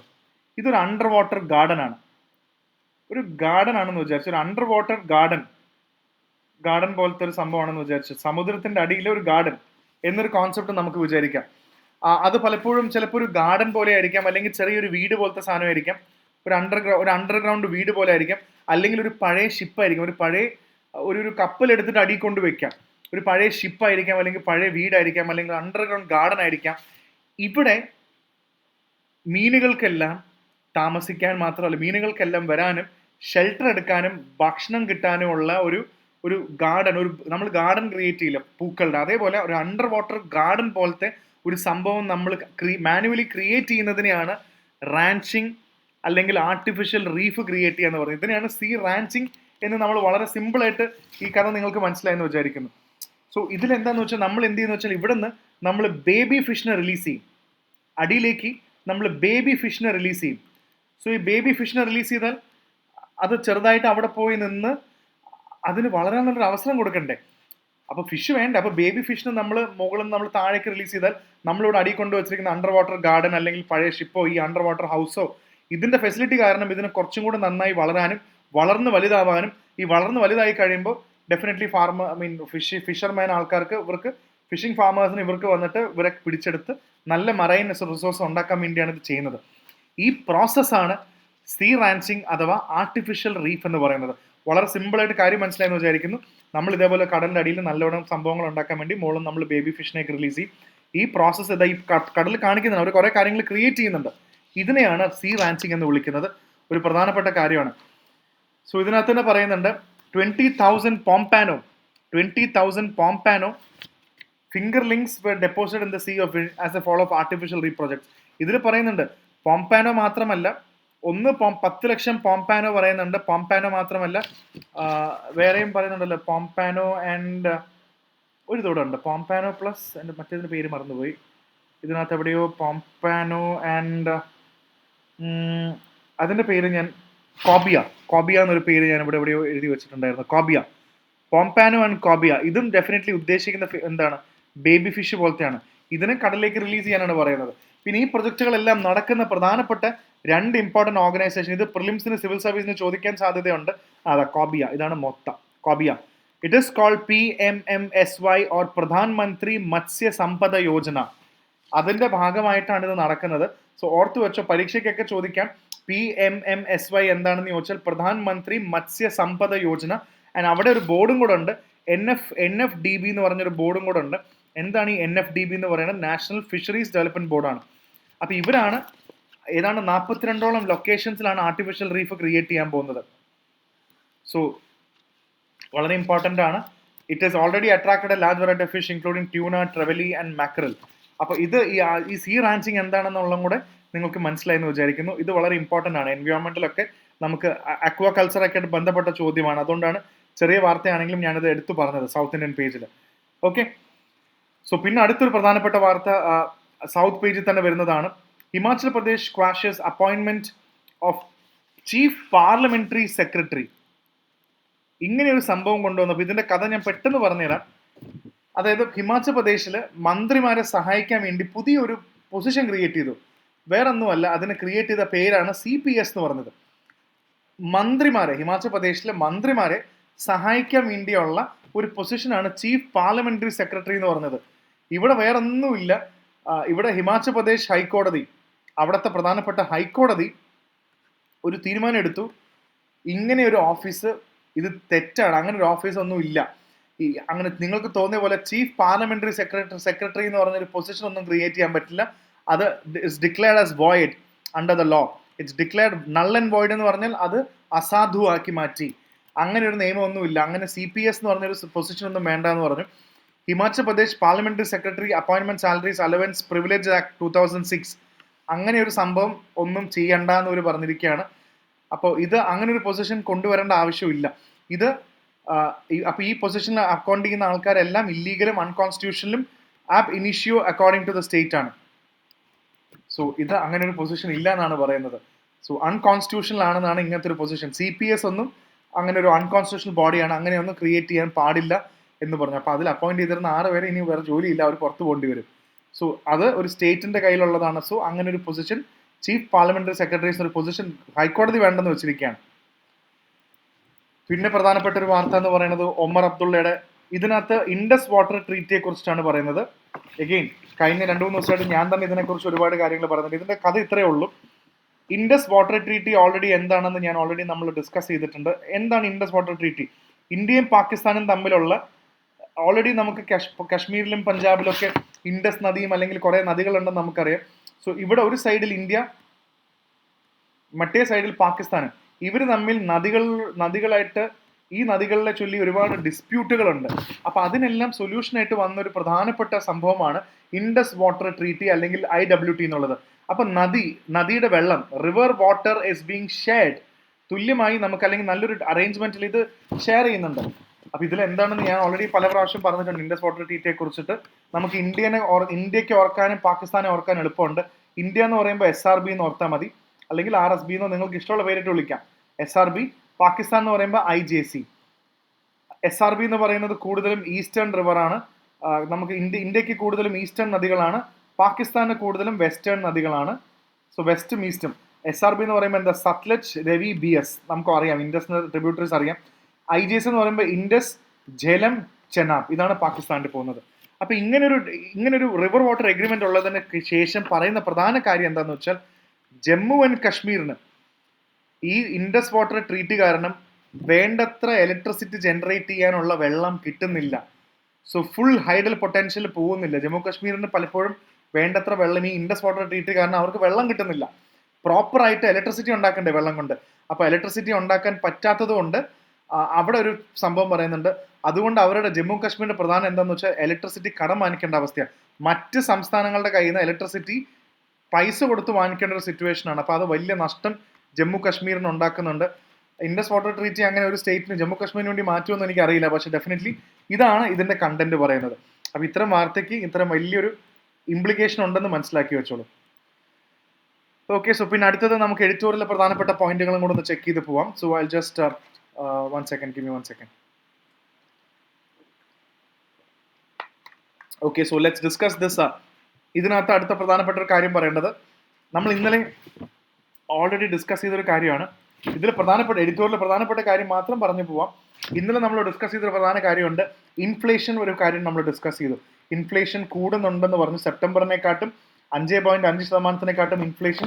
പ്രധാനമായിട്ട് നോക്കുകയാണെങ്കിൽ കൺസ്യൂമർ പ്രൈസ് ഇൻഡെക്സ് അല്ലെങ്കിൽ കൺസ്യൂമർ പ്രൈസ് റിലേറ്റഡ് ഇൻഫ്ലേഷൻ എന്ന് പറയുന്ന ആ ഒരു ഇൻഫ്ലേഷൻ, CPI ബേസ്ഡ് ഇൻഫ്ലേഷൻ ആണ് പറയുന്നത്. 6.2% കൂടി എന്നാണ് പറയുന്നത്. അപ്പൊ ഇത് ഇൻഫ്ലേഷൻ ഇങ്ങനെ കൂടുന്നത് ശരിയല്ല. നമ്മൾ ഓൾറെഡി ടാർഗറ്റിനെക്കാട്ടും മുകളിൽ ഇൻഫ്ലേഷൻ പോകുന്നുണ്ട്. പിന്നെ ഇതിൽ തന്നെ പറയുന്ന രണ്ട് പ്രധാനപ്പെട്ട, ഓൾറെഡി മോണിറ്ററി പോളിസി കമ്മിറ്റി എന്താണെന്ന് നമ്മൾ ഓൾറെഡി ഡിസ്കസ് ചെയ്തതാണ്. സോ ഈ കോണ്ടെക്സ്റ്റിൽ എന്താണ് കോർ ഇൻഫ്ലേഷൻ എന്ന് പറയുന്നുണ്ട്. കോർ ഇൻഫ്ലേഷൻ കുറച്ചും കൂടെ കുറവായിരുന്നു. 4% ഏകദേശം 4% താഴെ നിൽക്കാൻ പറ്റുന്ന ലെവലിലേക്ക് നിൽക്കാൻ പറ്റിയിട്ടുണ്ട് കോർ ഇൻഫ്ലേഷൻ. അപ്പൊ ഇതിൽ ഞാൻ നമ്മൾ ഇന്നലെ പഠിപ്പിച്ചാണ് എന്താണ് ഈ കോർ ഇൻഫ്ലേഷൻ. അപ്പൊ ഇങ്ങനെയാണെങ്കിൽ വേറൊരു കാര്യം കൂടെ ഇവിടെ ഡിസ്കസ് ചെയ്യുന്നുണ്ട്. ഇതിൽ തന്നെ നിങ്ങൾക്ക് വായിച്ചാൽ ഇതിലകത്ത് സംഭവം മനസ്സിലാവും. Inflation driven by fuel inflation ഇതാക്കണ്ട, കോർ ഇൻഫ്ലേഷൻ എന്ന വാക്കിനകത്ത് കാണാൻ പറ്റും. അതേപോലെ തന്നെ there is another important word involve in this. Core inflation മാത്രമല്ല, ലെറ്റ്സ് ഡിസ്കസ് മോണിറ്ററി പോളിസി അല്ലാതെ മറ്റൊരു ഇൻഫ്ലേഷനെ കുറിച്ച് പറയുന്നുണ്ട്. ഹെഡ്ലൈൻ ഇൻഫ്ലേഷൻ ആണ്, പക്ഷെ അതിനകത്ത് എവിടെ എഴുതിയിരിക്കുന്നതെന്ന് ഞാൻ ചെക്ക് ചെയ്തുകൊണ്ടിരിക്കുകയാണ്. ഇതിലെവിടെയോ മെൻഷൻ ഉണ്ട്. അതായത് കോർ ഇൻഫ്ലേഷനെ കുറിച്ച് മാത്രം പറയുന്നതല്ല, there is something also called as headline inflation. അപ്പൊ ഈ ഹെഡ്ലൈൻ ഇൻഫ്ലേഷനും കോർ ഇൻഫ്ലേഷനും തമ്മിലുള്ള വ്യത്യാസം എന്താണെന്ന് മാത്രമാണ് മനസ്സിലാക്കേണ്ടത്. ഹെഡ്ലൈൻ ഇൻഫ്ലേഷൻ എന്ന് പറയുമ്പോൾ എല്ലാം കൂടെ കൂട്ടിയിട്ടുള്ളതാണ്. സാധാരണ നമ്മൾ എല്ലാം കൂടെ കൺസ്യൂമർ പ്രൈസ് ഇൻഡെക്സിലുള്ള എല്ലാം എടുക്കുമല്ലോ. ഒരു ബാസ്ക്കറ്റ് ഓഫ് പ്രൊഡക്ട്സ് ആണെന്ന് ഞാൻ ഓൾറെഡി പറഞ്ഞു. ഇങ്ങനെ ഒരു ബാസ്ക്കറ്റ് ആണ് നമ്മൾ എടുക്കുന്നത്. അതിനകത്ത് കുറേ ഉണ്ട്, ഫുഡ്, ട്രാൻസ്പോർട്ട്, അങ്ങനെ കുറേ കാര്യങ്ങളെല്ലാം എടുത്തിട്ടാണ് ഇൻഫ്ലേഷൻ കാൽക്കുലേറ്റ് ചെയ്യുന്നത്. കോർ എന്ന് പറഞ്ഞാൽ രണ്ട് പ്രധാനപ്പെട്ട കാര്യങ്ങൾ അവർ മൈനസ് ചെയ്യും. അതിൽ തന്നെ വളരെ ഇമ്പോർട്ടൻ്റ് ആണ്. ഒന്ന് ഫുഡും എനർജിയും ഒരു മൈനസ് ചെയ്തിട്ടാണ് കോർ ഇൻഫ്ലേഷൻ കാൽക്കുലേറ്റ് ചെയ്യുന്നത്. അതെന്താന്ന് വെച്ചാൽ ഈ ഫുഡും എനർജിയാണ് ദ മോസ്റ്റ് വോളറ്റൈൽ എന്ന് വിളിക്കുന്നത്. അതിങ്ങനെ കൂടിയും കുറഞ്ഞും ഒക്കെ നിൽക്കാം. സോ ഇത് മൈനസ് ചെയ്യുമ്പോൾ എന്താണെന്ന് വെച്ചാൽ ഇത് ഭയങ്കര വില കൂടി കുറച്ചൊക്കെ ഇരിക്കും. അപ്പൊ ഈ കോർ എടുക്കുന്ന ഇത് ഫുഡും എനർജിയും മൈനസ് ചെയ്ത് കിട്ടുന്നതാണ് ശരിക്കും ഇൻഫ്ലേഷന്റെ കാര്യങ്ങളൊന്നും ഇല്ലാതെ കറക്റ്റ് ആയിട്ട് നമുക്കൊരു കോർ ഇൻഫ്ലേഷൻ കിട്ടും എന്ന് നമുക്ക് കാൽക്കുലേറ്റ് ചെയ്യാൻ പറ്റും. കണ്ടു, ഇതിൽ തന്നെ പറയുന്നുണ്ട് core inflation excluding food and energy, headline inflation എന്ന് പറയുന്നുണ്ട്. അപ്പൊ ഇതാണ് എന്താണ് കോർ ഇൻഫ്ലേഷൻ, ഈ ഫുഡും എനർജിയും കൂട്ടാണ്ട് അപ്പൊ കറക്റ്റ് ആയിട്ട് വോളറ്റൈൽ ആയിട്ടുള്ള കാര്യങ്ങൾ ഇൻക്ലൂഡ് ചെയ്യാതെ കിട്ടുമ്പോൾ നമുക്ക് കുറച്ചുകൂടെ നല്ല പിക്ചർ കിട്ടും എന്നാണ് നമുക്ക് മനസ്സിലാവുക. അപ്പൊ ആ ഒരു കാര്യം ഇവിടെ നിങ്ങൾക്ക് മനസ്സിലായി എന്ന് വിചാരിക്കുന്നു. സോ അതാണ് ഇതിനകത്ത് പ്രധാനപ്പെട്ട കാര്യം. പിന്നെ വേറൊന്നുമല്ല, മണിപ്പൂരിന്റെ കാര്യം അത് വളരെ ഒരു സങ്കടകരമായ കാര്യമാണ്. മണിപ്പൂരിന്റെ ഇഷ്യൂ സോൾവ് ചെയ്യുന്നത് മാത്രമല്ല, അവരിടയ്ക്കിടയ്ക്ക് ഇങ്ങനെ നമ്മുടെ ഇന്നലെ കഴിഞ്ഞ 3-4 ദിവസം കൊണ്ട് നമുക്ക് കാണാൻ പറ്റും CRPF, നമ്മുടെ CRPF ജവാന്മാരെ നമ്മുടെ ബറ്റാലിയനെതിരെയൊക്കെ ഓഫീസേഴ്സിനെയും ജവാന്മാർക്കെതിരെ മണിപ്പൂരിൽ ഹെവി ഫയറിംഗ് നടന്നു. കുറച്ച് പേര് കൊല്ലപ്പെട്ടു. നമ്മളും CRPF തിരിച്ച് റിട്ടാലിയേറ്റ് ചെയ്തു. പാരാമിലിറ്ററി ഫോഴ്സിനെ എല്ലാം ഇവിടേക്ക് ഡിപ്ലോയ് ചെയ്തിട്ടുണ്ട്. സോ മണിപ്പൂരിന്റെ പ്രശ്നം ഇമ്മീഡിയറ്റ്ലി സോൾവ് ചെയ്തില്ലെങ്കിൽ എന്താണെന്ന് വെച്ചാൽ ഇതിപ്പോൾ ഒരു ഭയങ്കര വലിയ ഇന്റേണൽ ഇഷ്യൂ ആയി മാറിക്കൊണ്ടിരിക്കുക. കാരണം നമ്മുടെ CRPFന്റെ സോൾജേഴ്സിനെയും അവർ ഈ അടുത്ത് കുറെ ആൾക്കാർ പിടിച്ചോണ്ടും പോയി. കുട്ടികളെ 8 മാസം ഒരു കുട്ടിയെ പോലെ പിടിച്ചോണ്ട് പോയി 2-3 പേരെ പരസ്യമായി സെൽഫി മോലിട്ട് ചെയ്തു, കത്തിച്ചു കളഞ്ഞു, പച്ചയ്ക്ക് കത്തിച്ചു കളഞ്ഞവർ. ഇതിനെതിരെ ഡെഫിനറ്റ്ലി അത് വലിയൊരു ക്രൈസിസ് തന്നെയാണ് മണിപ്പൂരിൽ നടക്കുന്നത്. സോ അതിനൊരു സൊല്യൂഷൻ ഉടനെ തന്നെ നമുക്ക് കണ്ടെത്താനും സാധിക്കണം എന്നാണ് പറയുന്നത്. പിന്നെ അടുത്ത പ്രധാനപ്പെട്ട എഡിറ്റോറിയലിനെ കുറിച്ച് പറയുന്നത്, ഇതിനകത്ത് കൂടുതലും പറയുന്നത് പൊളിറ്റിക്സ് മാത്രമല്ല, നമ്മുടെ ഡീലിമിറ്റേഷൻ എന്ന് പറയുന്നൊരു കാര്യമുണ്ട്. ഞാനിതിന്റെ പ്രധാനപ്പെട്ട കാര്യം ഫെഡറൽ യൂണിയനും മറ്റു കാര്യങ്ങളെക്കാട്ടും കൂടുതൽ ഇതിന്റെ കഥ പറഞ്ഞുതരാം. ഈ എഡിറ്റോറിന്റെ കഥ വളരെ ചുരുക്കി ഞാൻ പറഞ്ഞുതരാം. ഇതിൽ ചർച്ച ചെയ്യുന്ന പ്രധാനപ്പെട്ട ഒരു കാര്യം എന്ന് പറയുന്നത് ഡീലിമിറ്റേഷൻ ആണ്. ഇത് മാത്രമല്ല, കഴിഞ്ഞ കുറേ ദിവസങ്ങളായിട്ട് ഇതൊരു വലിയൊരു ചർച്ചയാണ്. ഇനി വരും ദിവസങ്ങളിലും ഇത് വലിയൊരു ചർച്ചയായി മാറും. എന്താണ് ഡീലിമിറ്റേഷൻ? നമുക്കറിയാം, ഇന്ത്യയിൽ പാർലമെന്ററി ഇലക്ഷൻ നടക്കുമ്പോൾ നമ്മുടെ നാട്ടിൽ നമ്മൾ നിയോജക മണ്ഡലം എന്നൊക്കെ പറയില്ലേ. ഇപ്പൊ നമ്മൾ പറയും ചേലക്കര മണ്ഡലം, വയനാട് മണ്ഡലം, അല്ലെങ്കിൽ പാലക്കാട് മണ്ഡലം എന്നൊക്കെ പറയുമ്പോൾ ഇതെങ്ങനെയാണ്, ആരാണ് ഇതിനെ മണ്ഡലമായിട്ട് പ്രഖ്യാപിക്കുന്നത്? ചിലപ്പോൾ ചെറിയ മണ്ഡലങ്ങൾ ഉണ്ടാവും, ചിലപ്പോൾ വലിയ മണ്ഡലങ്ങൾ ഉണ്ടാവും. അപ്പൊ ഇതിന്റെ ലെങ്ത് ഇത്ര വലിയ നിയോജക മണ്ഡലമാണ് അല്ലെങ്കിൽ ഇത്ര ചെറിയ നിയോജക മണ്ഡലമാണെന്നൊക്കെ തീരുമാനിക്കുന്നത് എന്താന്ന് വെച്ചാൽ പ്രധാനപ്പെട്ടതും അവിടുത്തെ ജനസംഖ്യ അല്ലെങ്കിൽ അവിടുത്തെ പോപ്പുലേഷന്റെ അടിസ്ഥാനത്തിലാണ് അവർ ഇത്തരത്തിലൊരു തീരുമാനത്തിലേക്ക് എത്തുന്നത്. അവിടെ എത്ര പോപ്പുലേഷൻ ഉണ്ടെങ്കിൽ, ഡെഫിനറ്റ്ലി കൂടുതൽ പോപ്പുലേഷൻ ഉണ്ടെങ്കിൽ അത്രയും ആൾക്കാർക്ക് ജസ്റ്റിസ് കൊടുക്കണമെങ്കിൽ നമ്മൾ വലിയൊരു കോൺസ്റ്റിറ്റ്യുവൻസി അവിടെ ക്രിയേറ്റ് ചെയ്ത് കൊടുക്കും. പോപ്പുലേഷൻ ഇതാണ് ഇതിന്റെ കഥ. ഇപ്പൊ 1976 തൊട്ട് ഇതിന്റെ സൈസ് ഡീലിമിറ്റേഷൻ പല രീതിയിൽ സൈസ് ഒക്കെ തിരിച്ചു വെച്ചിട്ടുണ്ട്. ഇനി അടുത്ത 2026 അടുത്ത സംഭവം വരുമ്പോൾ ഇതിന്റെ സൈസ് അനുസരിച്ചിട്ട് ഇതിന്റെ കോൺസ്റ്റിറ്റ്യുവൻസിയുടെ നീളം വ്യത്യാസമൊക്കെ വരും. പ്രശ്നം ഇവിടെ ഒന്നുമല്ല. ഇവിടെ ഒരു വലിയ ഡിബേറ്റ് ഇങ്ങനെ വരുന്നുണ്ട്. നോർത്ത് ഇന്ത്യൻ സംസ്ഥാനങ്ങളും ഞാൻ ഇതിന്റെ കഥയാട്ടോ പറയുന്നത്, നിങ്ങളിത് എത്ര വായിച്ചാലും ഞാൻ സിമ്പിളായിട്ട് കഥ പറഞ്ഞു തരാം, ക്ലാസ് എടുത്തു തരാണ്. നോർത്ത് ഇന്ത്യൻ സംസ്ഥാനങ്ങളും സൗത്ത് ഇന്ത്യൻ സംസ്ഥാനങ്ങളും തമ്മിലുള്ള ചെറിയ പ്രശ്നം ഇവിടെ നടക്കും. എന്താണ് ഇവിടെ പ്രധാന പ്രശ്നം? അതായത് സൗത്ത് ഇന്ത്യൻ രണ്ടുപേരിലും പോപ്പുലേഷൻ ഉണ്ട്. പക്ഷെ സൗത്ത് ഇന്ത്യൻ സംസ്ഥാനങ്ങൾ കഴിഞ്ഞ കുറേ കാലങ്ങളായിട്ട് പോപ്പുലേഷൻ കൺട്രോൾ നന്നായിട്ട് നടപ്പിലാക്കുന്നുണ്ട്. നല്ല കാര്യമല്ലേ? പോപ്പുലേഷൻ കൺട്രോൾ നന്നായി കൊണ്ടുവരുന്നുണ്ട്. സോ അതൊരു നല്ല പോസിറ്റീവ് കാര്യമായിട്ടാണ് കാണേണ്ടത്. പക്ഷേ പോപ്പുലേഷൻ കൺട്രോൾ കൊണ്ടുവരുന്നതിന്റെ ഭാഗമായി പല സ്ഥലങ്ങളിലും വേണ്ടത്ര പോപ്പുലേഷൻ ഇല്ല. അപ്പോൾ എലക്ഷന്റെ കോണ്ടെക്സ്റ്റ് നോക്കുമ്പോൾ ഒരു നല്ല കാര്യം ചെയ്തിട്ട് നല്ലൊരു കാര്യം അച്ചീവ് ചെയ്തതിന്റെ കാരണം കൊണ്ട് മാത്രം ഇവർക്ക് എലക്ഷനിൽ റെപ്രസെന്റേഷൻ ഇല്ലാതെ പോവുകയാണ്. പോപ്പുലേഷൻ ഇല്ല അവിടെ. അപ്പൊ നോർത്ത് ഇന്ത്യൻ സംസ്ഥാനങ്ങളിൽ അവിടെ പോപ്പുലേഷൻ കൺട്രോളും കാര്യങ്ങളൊന്നും അല്ലെങ്കിൽ ഹെൽത്ത് ഇൻഡിക്കേറ്റേഴ്സ് ഒക്കെ മോശമായിരിക്കാം, പക്ഷെ അവിടെ ഭയങ്കര പോപ്പുലേഷൻ ഉണ്ട്. അപ്പൊ അവർക്ക് വലിയ വലിയ കോൺസ്റ്റിറ്റ്യുവൻസീസ് കിട്ടുമ്പോൾ നമ്മൾ സൗത്ത് ഇന്ത്യൻ സ്റ്റേറ്റ്സിനും നല്ലൊരു കാര്യം ചെയ്ത് പോപ്പുലേഷൻ കൺട്രോൾ ചെയ്തിട്ട് നമുക്ക് വേണ്ടത്ര റെപ്രസെന്റേഷനും കിട്ടുന്നില്ല എന്നൊരു പരാതി ഇവിടെ വന്നു. ഇതാണ് ഇതിന്റെ മൊത്തത്തിലുള്ള ഈ ടോപ്പിക്കാണ് എക്സ്പ്ലെയിൻ ചെയ്യുന്നത്. പിന്നെ മൈഗ്രേഷനും പറയുന്നുണ്ട്. ഈ റൂറൽ ഏരിയാസ് നിന്ന് അർബൻ ഏരിയാസിലേക്ക് മൈഗ്രേറ്റ് ചെയ്യുമ്പോൾ അർബൻ ഏരിയയിൽ വലിയ കോൺസ്റ്റിറ്റ്യുവൻസി ക്രിയേറ്റ് ചെയ്യും പോപ്പുലേഷൻ കാരണം. പലപ്പോഴും റൂറൽ ഏരിയാസിൽ അണ്ടർ റെപ്രസെന്റേഷൻ നടക്കുന്നുണ്ട്. അപ്പൊ ഇതൊരു വലിയ കൺസേൺ ആണ്. നിങ്ങൾ ഇത്രയും കാര്യങ്ങൾ ഇതിനകത്ത് നിന്ന് മനസ്സിലാക്കിയാൽ മതി. അപ്പൊ ഞാൻ ഇതിനകത്ത് വേറെ കുറെ കാര്യങ്ങൾ പറയുന്നുണ്ട്, ഫെഡറൽ സംഭവങ്ങളൊക്കെ. ഞാൻ അതിനെക്കാട്ടും കൂടുതൽ ഫെർട്ടിലിറ്റി റേറ്റ് അതൊക്കെ പറയുന്നുണ്ടല്ലോ, ടോട്ടൽ ഫെർട്ടിലിറ്റി റേറ്റ് ഈ കോൺസെപ്റ്റ് ഞാൻ എക്സ്പ്ലെയിൻ ചെയ്തതാണ്, TFR എന്താണെന്നൊക്കെ. ഓക്കെ. സോ പിന്നെ അടുത്ത പ്രധാനപ്പെട്ട വാർത്ത എന്ന് പറയുന്നത് CKM സിൻഡ്രോം ആണ്. ഇത് വേറൊന്നുമല്ല, നമ്മളൊരു സിൻഡ്രോം എന്ന രീതിയിൽ ഇത് മനസ്സിലാക്കി വെച്ച cardio vascular kidney metabolic syndrome എന്നാണ് പറയുന്നത്. നമ്മുടെ ലൈഫ് സ്റ്റൈലും നമ്മുടെ ഇതൊരു ഗ്ലോബൽ കില്ലറായി മാറി. എന്താണ് കാർഡിയോ വാസ്കുലർ മെറ്റബോളിക് സിൻഡ്രോം അല്ലെങ്കിൽ കാർഡിയോ വാസ്കുലർ മെറ്റബോളിക് സിൻഡ്രോം എന്ന് പറയുന്നത് വലിയൊരു ഇഷ്യൂ ആയിട്ട് മാറിയിട്ടുണ്ട് ഇവിടെ. സോ എന്താണെന്ന് വെച്ചാൽ ഇതൊരു ഗ്ലോബൽ ഇതാണ്.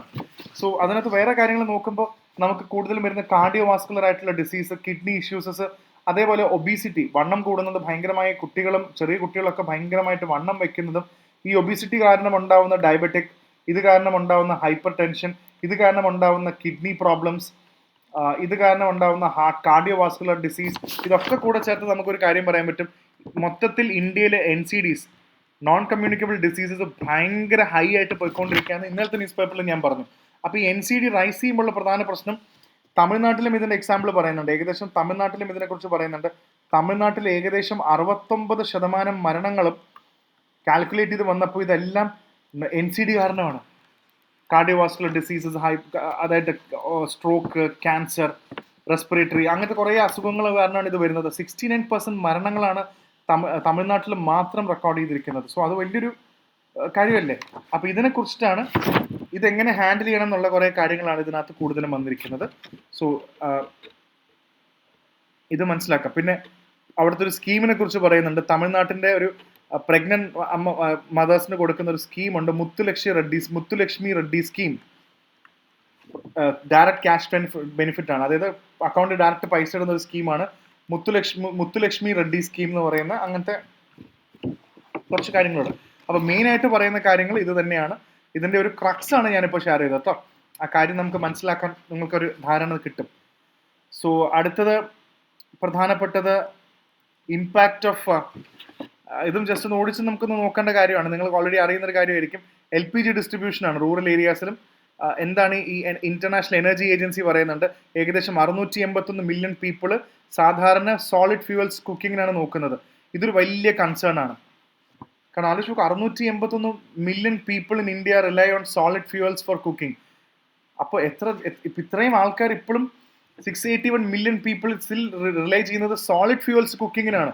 സോ എൻവയോൺമെന്റ് കൺസേൺ ഉണ്ട്. അവിടെയാണ് PMUY എന്ന് പറയുന്നത്, പ്രധാൻ മന്ത്രി ഉജ്ജ്വല യോജന. ഈ സ്കീമും കൂടെ ഓർത്ത് വെച്ചോ. പ്രധാൻ മന്ത്രി ഉജ്ജ്വല യോജനയാണ് ക്ലീൻ ഫ്യൂവൽ ബൈ സബ്സിഡൈസിങ് LPG. LPGക്ക് വില കുറച്ചുകൊണ്ടാണ് ഇത് വരുന്നത്. സോ ഏകദേശം 10 കോടി LPG കണക്ഷൻസ് ഈ സ്കീമിന്റെ ഭാഗമായിട്ട് വരുന്നുണ്ട്. ഇത് കുറേ ഡേറ്റ എടുത്തിട്ട് ഇതിന്റെ പഠനമാണ്, ഇതിന്റെ ഒരു പഠനം, ഒരു സ്റ്റാറ്റിസ്റ്റിക്കൽ റിവ്യൂ ആണ് നടത്തിയിരിക്കുന്നത്, സിലിണ്ടറിന്റെ കാര്യങ്ങളും ഇതൊക്കെ. സോ ഇതിന് പറയുന്നുണ്ട്, one of the primary objective of alleviate health burden of women. സ്ത്രീകൾക്കുള്ള ഏറ്റവും വലിയൊരു ഹെൽത്ത് ബർഡൻ കുറയ്ക്കാന്നാണ് പറയുന്നത്. കാരണം അവർ ട്രഡീഷണൽ ആയിട്ട് കുക്ക് ചെയ്തുകൊണ്ടിരിക്കുകയല്ലേ, സാധാരണ ട്രഡീഷണൽ കുക്കിംഗ് ഫ്യൂൽസ് ഉപയോഗിച്ചുകൊണ്ടിരിക്കുകയാണ്. അപ്പോൾ ഇത് ഈ PMUY എന്താണ്, ഇതിന്റെ ബെനിഫിറ്റ് എന്താണെന്നും കൂടെ ഉള്ളത് നമുക്ക് നല്ലോണം അറിഞ്ഞിരിക്കണം. എന്താണ് PMUY? പ്രധാൻ മന്ത്രി ഉജ്ജ്വല യോജന വളരെ ഇമ്പോർട്ടൻ്റ് ആണ്. സോ അതാണ് ഇതിനകത്ത് പറയുന്നത്. അത് സ്റ്റാറ്റിസ്റ്റിക്കലി കശ്മീരിലുള്ള ഡെവലപ്മെന്റ് ആണ് പറയുന്നത്. സോ അതൊരു ഇമ്പോർട്ടൻറ്റ് കാര്യമാണ്. പിന്നെ അടുത്തത് മുനിസിപ്പൽ കോർപ്പറേഷൻ ടാക്സ്. ഇതിൽ നിന്ന് നമുക്ക് 2 കാര്യങ്ങളോട് മനസ്സിലാക്കാനുണ്ട്. Municipal corporation tax revenue share rises in recent years. So അതിൽ നോക്കുകയാണെങ്കിൽ Karnataka, Telangana and Tamil Nadu R on the top list of on tax revenue generation. Municipal corporation tax എന്ന് പറയുമ്പോൾ ഇതിനകത്ത് വേറെ കാര്യങ്ങളൊന്നും നമ്മൾ മനസ്സിലാക്കിയാൽ മതി. പല മുനിസിപ്പൽ കോർപ്പറേഷനുകളും നമ്മൾ ഇന്ത്യയിൽ നോക്കിയാൽ മതി, പല മുനിസിപ്പൽ കോർപ്പറേഷനുകളും സെൽഫ് റിലയൻ്റ് ആയെന്നാണ് മനസ്സിലാക്കേണ്ടത്. സെൽഫ് റിലയൻ്റ് എന്ന് പറഞ്ഞാൽ എന്താ ഉദ്ദേശിക്കുന്നത്? ആരെയും ഡിപ്പെൻഡ് ചെയ്യാതെ അവർക്ക് ആവശ്യമുള്ള പൈസ അവിടെ നിന്ന് തന്നെ അവർ കണ്ടെത്താൻ തുടങ്ങി. അതാണല്ലോ സെൽഫ് റിലയൻസ്. ആത്മനിർഭർ ഭാരത് എന്ന് പറയുമ്പോഴും സെൽഫ് റിലയൻസ് തന്നെയാണ്. അതായത് മുനിസിപ്പൽ ഇന്ത്യയിൽ നമുക്കറിയാം ടാക്സുകൾ കളക്ട് ചെയ്യാൻ പല ആൾക്കാർക്കും അധികാരമുണ്ട്. അപ്പോൾ മുനിസിപ്പൽ കോർപ്പറേഷനും ഡെഫിനറ്റ്ലി പിരിക്കേണ്ട ടാക്സുകളുണ്ട്. ഏകദേശം 50% റവന്യൂ, ഭയങ്കര കൂടുതലാണ്. 50% റവന്യൂ അവർക്ക് തന്നെ കണ്ടെത്താൻ പറ്റി. അവരുടെ തന്നെ പ്രധാനമായിട്ട് അവർക്ക് കളക്ട് ചെയ്യാൻ പറ്റുന്ന ലോക്കലായിട്ടുള്ള ടാക്സസ് ഉണ്ട്. അവർക്ക് ചെയ്യാൻ പറ്റുന്ന ലോക്കലായിട്ടുള്ള ടാക്സുകളെ കുറിച്ച് ചർച്ച ചെയ്യുന്നുണ്ട്. അതേപോലെ തന്നെ അവർക്ക് കളക്ട് ചെയ്യാൻ പറ്റുന്ന ഫീ ഉണ്ട്. അവർക്ക് കളക്ട് ചെയ്യാൻ പറ്റുന്ന യൂസർ ചാർജുകളുണ്ട്. യൂസർ ചാർജ് എന്നാണ് പറയുക.